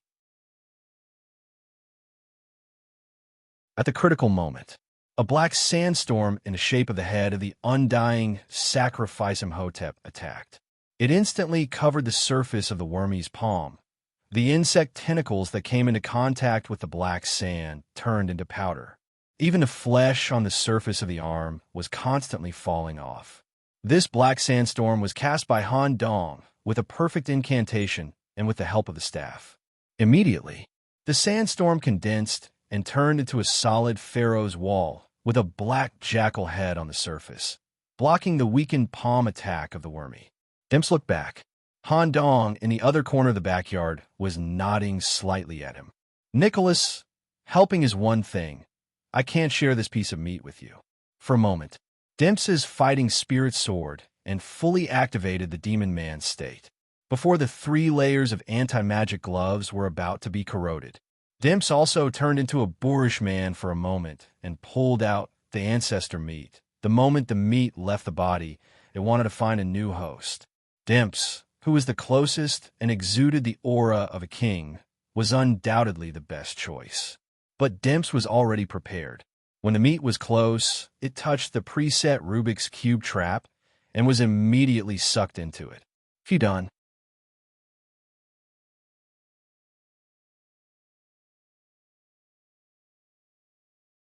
Chapter 856. The existence of the origin meat directly replaced the core of the wormy. When the meat was pulled out, the 12-meter-tall wormy instantly lost everything. Even the most basic hybrid demon qualification was stripped away. It could not maintain the hybrid demon energy in its body. It could not maintain such a huge body. Giant tumors replaced the flesh of the wormy people. These tumors were the manifestation of the wormy's inability to achieve self-control. The body's compatibility had long exceeded 2,000% in a short 5 seconds. The wormy had turned into a mountain of flesh with sarcomas piled on top of each other. Looking through its internal structure, it was more like a sarcoma bomb. The energy that had accumulated inside was about to burst out of the body, causing destructive, explosive damage to the current area. Most of them thought of running away first. But in Demp's eyes, it was an opportunity, since Han Dong was determined to start a war with the Lord here. Demps did not hide any aspects of the battle. He even deliberately exposed the sixth finger and his mother's Rubik's Cube in the small-scale battle in the backyard. Everything was for the Bufo, who was secretly observing, to be able to see more clearly. Abel pushed this thing to the entrance of the cave. Demps pointed to the depths of the backyard, the entrance of the cave that was blocked by the runic boulder. Okay, since it was his partner's decision, Abel did not doubt it at all. Even if the wormy could explode at any time, Abel did not hesitate. With the superposition of the dragon vein and the power of the beasts, he pushed the sarcoma that had reached a height of 15 meters. Demps used the power of the Rubik's Cube to suppress the meat as much as possible within the limit of the explosion. The two of them worked together to push the meat bomb into the depths of Toad Palace. Perspective switch, Han Dong. Although Han Dong felt the pressure from the wormy and provided crucial black magic support to Demps at the critical moment, the current target was also not easy to deal with. It came from the hissing snakeman, a snakeman priest whose body was shrouded in a cloak. Compared to the other hybrid demons in the backyard, this snakeman's aura was the weakest, and its body was relatively small. A pure white snakeman's head poked out slightly from the cloak. The jade-like eyeball emitted a strange luster in the dark night. There were all kinds of strange buckles on the snakeskin. Both of his hands were holding scimitars with extremely exaggerated arcs. It was also the first time for Mia to fight against a mature being. She took out the power of the secret kingdom and activated the one ritual engraved in her internal organs. Path of Concealment. Level 1. Soarer's Witchfire. Innate ability effect. Grants the Concealment Sorcery, Solar's Witchfire as an additional attribute. Wizard Fire could be attached to any form of attack. When attacking, it can cause damage to the soul. The damage to the soul is 10% of the actual damage caused by the attack. The most primitive witchcraft was activated. Streaks of crimson flames wrapped around the surface of the demonic blade. Aside from its basic ability to break through defenses, the demonic blade was also imbued with flexible attacks. As long as such a demonic blade could hit its target, it could indeed cause great damage. Sizzle, Hybrid Demonification Dash, 10%. Two tiny spider claws grew out of Mia's mouth, like two small canine teeth growing horizontally. The compound eye structure on the forehead. 8 furry spider legs. The spider's spindle, buttocks, were not directly displayed. However, Mia's buttocks became rounder and more perky due to the change in her spider form. Her overall physical fitness had increased, especially in the speed aspect. The spider legs were used as casting nodes to release various witchcraft attacks. Then, the demonic blade's main attack method was to surprise the enemy with a slash. At the beginning of the battle, Mia was not at a disadvantage at all. But as time passed, she felt more and more that something was wrong. This snake person was the same type as Mia, belonging to the speed category. It was almost difficult to hit. There was one opportunity that Mia seized. She used the spider webs and white bone witchcraft to firmly bind the target. The demonic blade smoothly cut into the snake person's back. But the body that the demonic blade cut into was like a piece of dead meat. Solar's Witchfire did not burn the soul at all. It was as if the snake person predicted that he could not avoid this attack and abandoned his body in advance. The next second, the snake person raised his head and opened his mouth, completing this super rapid molting in his body. A new body was peeled off from his body. Mia's performance was very good. Handong also gave a high evaluation, but she could not reach that point. That was the point that could kill the target. As the battle progressed, Mia felt that her movements became more and more sluggish, even though she did not consume too much energy. There were several times when she was almost hit by the demonic blade. Han Dong, who was carefully observing the whole battle, saw the problem. Poison? An invisible poison domain. As long as you fight with the snake person in this domain, the poison will affect the target's body. When you come into contact with the snake person, the speed of the poison's invasion will be further accelerated. Just when Han Dong was about to give a hint, Mia also noticed at this moment. She immediately took out a herbal needle that she had prepared in advance and stabbed it into her own heart. When it came to poison, Mia was also quite proficient in it. She was born with the herbology talent. Coupled with the spider's understanding of poison, she immediately realized that there was an invisible, slow-acting poison in her body. However, this was also what the snake priest wanted. Whether it was the poison attack or the detoxification, Mia would be exposed. Tentacle isomerization, poisonous python. The snake person's right arm combined with the demonic blade it held. The whole arm turned into a white python that was bigger than itself. The python scales were made of the material of the demonic blade, which was sharp and highly poisonous. Just like Count's blood dog, this kind of tentacle snake was faster than any of the snake people's previous attacks. Once entangled, Mia would definitely die. Just when Han Dong was about to make a move, a refreshing breath came from the side. Then there was a burst of radical melody. When the melody passed through Mia, it provided a buff called Radsky March, which increased the attack power by 30%. However, when the passionate melody hit the white python formed by the tentacle isomerization, the melody was like a grinder, and the python began to break layer by layer from the head area, enhancing allies and hurting enemies. This was the characteristic of the bard. Most of the hybrid demons couldn't bear the pain of their tentacles being torn apart. Even Han Dong's head couldn't block out the pain that reached the depths of his soul. Ah! The snake screamed, and its whole body twitched.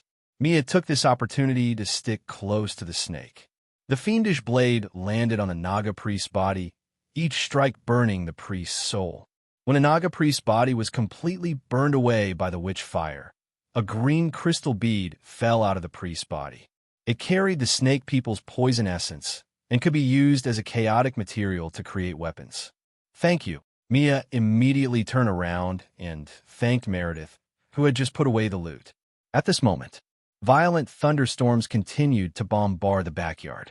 The last lump of tar was destroyed by the shaman priest, Asimo, with lightning. He fell heavily on the ground and gasped for breath. Some filthy substances kept coming out of his mouth. At the cost of being heavily injured, he finally crushed the invisible child that had shown signs of atavism. The small-scale battle in the backyard had completely ended, and the expeditionary army had won. At the same time, the Womi's body that had lost control was pushed to the entrance of the cave and was about to explode. Don't go near there. At this moment, an extremely sharp voice resounded in the backyard. The most primitive atavism aura had arrived. It's finally here.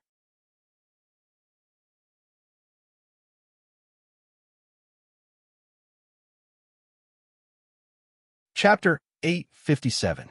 The owner of Toad Hall, the lord of the wetland. Atavistic body, spotted toad. Meritus sensed that the mantis demons set up in the backyard were all killed. She immediately used the chaos treasure given by the Bufo, wet tumor stone. She passed through layers of isolated space and rushed here. She decided to kill these guys personally. As long as she had the wet tumor stone in hand, she could divide the space and kill the knights in the backyard one by one. However, Meritus didn't think of it, and it was impossible for her to think of it. There would be a lord with a deed among the human knights who had been waiting for her to appear. The battle in Toad Hall had been going on for a long time, although they didn't know the situation in other areas. At least in the backyard, after everyone's efforts, they had killed 5 mature mantis demons, including the Toad Hall messenger. A conservative estimate. The Night Company in this war zone could bring at least 40% of Toad Hall's combat power loss. Moreover, Han Dong didn't make a move the whole time. He was still in peak condition. Now was Han Dong's so-called opportunity. It was the perfect opportunity to start the land deed war. The owner of Toad Hall, Meritus, arrived a little later. Abel and Dimps had pushed the infinitely swollen Womi's flesh in front of the rune boulder. Even the wet tumor stone in Meridus's hand couldn't stop such an explosion. Boom! The Womi's body, the mantis demon's power, and some residual origin power in the body that had been accumulated for hundreds of years. Because Demps had restricted it for a few minutes through the Rubik's Cube, its body was already in chaos. Every cell was a small bomb. The restriction was lifted. It completely exploded. Even Meridus felt the danger. She immediately spat out a green bubble from her mouth to wrap her body. Boom! It wasn't just the backyard. The entire Toad Hall was trembling slightly. Even the land deed on Meridus's body had a crack. It could be seen how powerful the explosion was. When the dust settled, Han Dong's group of 4, as well as Nightissima and Knight Meredith, gathered together and stacked all kinds of defensive skills together to block the impact of the explosion. The runestone that blocked the entrance to the cave had been completely shattered. You? How dare you destroy the entrance to the Holy Land? The furious Meridus grabbed the stone of eczema in her hand and prepared to isolate the space and kill the knights one by one. When the stone of eczema resonated with the surrounding space. At this moment, a power that was not under Meridus's control suddenly overflowed from the toad-like stone. The powerful spatial power wrapped around Meridus, Han Dong, Demps, Mia, and Abel at the same time. Whoosh! In the blink of an eye, the suzerain and Han Dong's group of 4 disappeared into the backyard.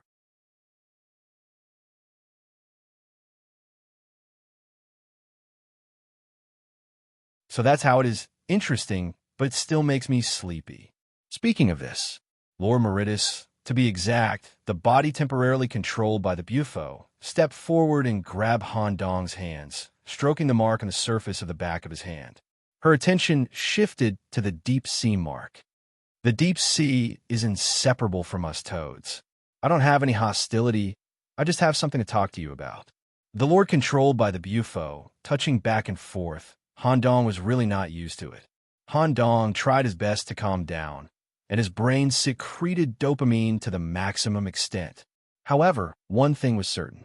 The Bufo was indeed not hostile. And in order to prevent Han Dong and the others from being affected by the contamination, it also used Meridus's body to communicate. At this moment, some of Dempsa's mother had already arrived, and several arms had hugged Demps from behind. Demps, protect Abel and Mia. Don't let them be contaminated. I'll negotiate. Even if the Bufo's avatar was hidden, the environment here and the atavistic body, Meridus had a strong contamination. Abel and Mia, who had just experienced a great battle, could not bear it alone. I'm really sleepy, weak, and even the spirit of molting has dissipated. I originally planned to devour half of your army to temporarily get rid of my sleepiness. Now, there seems to be a better solution. Endless tiredness entangled my thoughts. The shackles of tiredness limited my actions. Maybe you can help me. That you're tuning in to the Warrior Lore YouTube channel. Don't forget to subscribe and join us on this journey to catch the most captivating stories.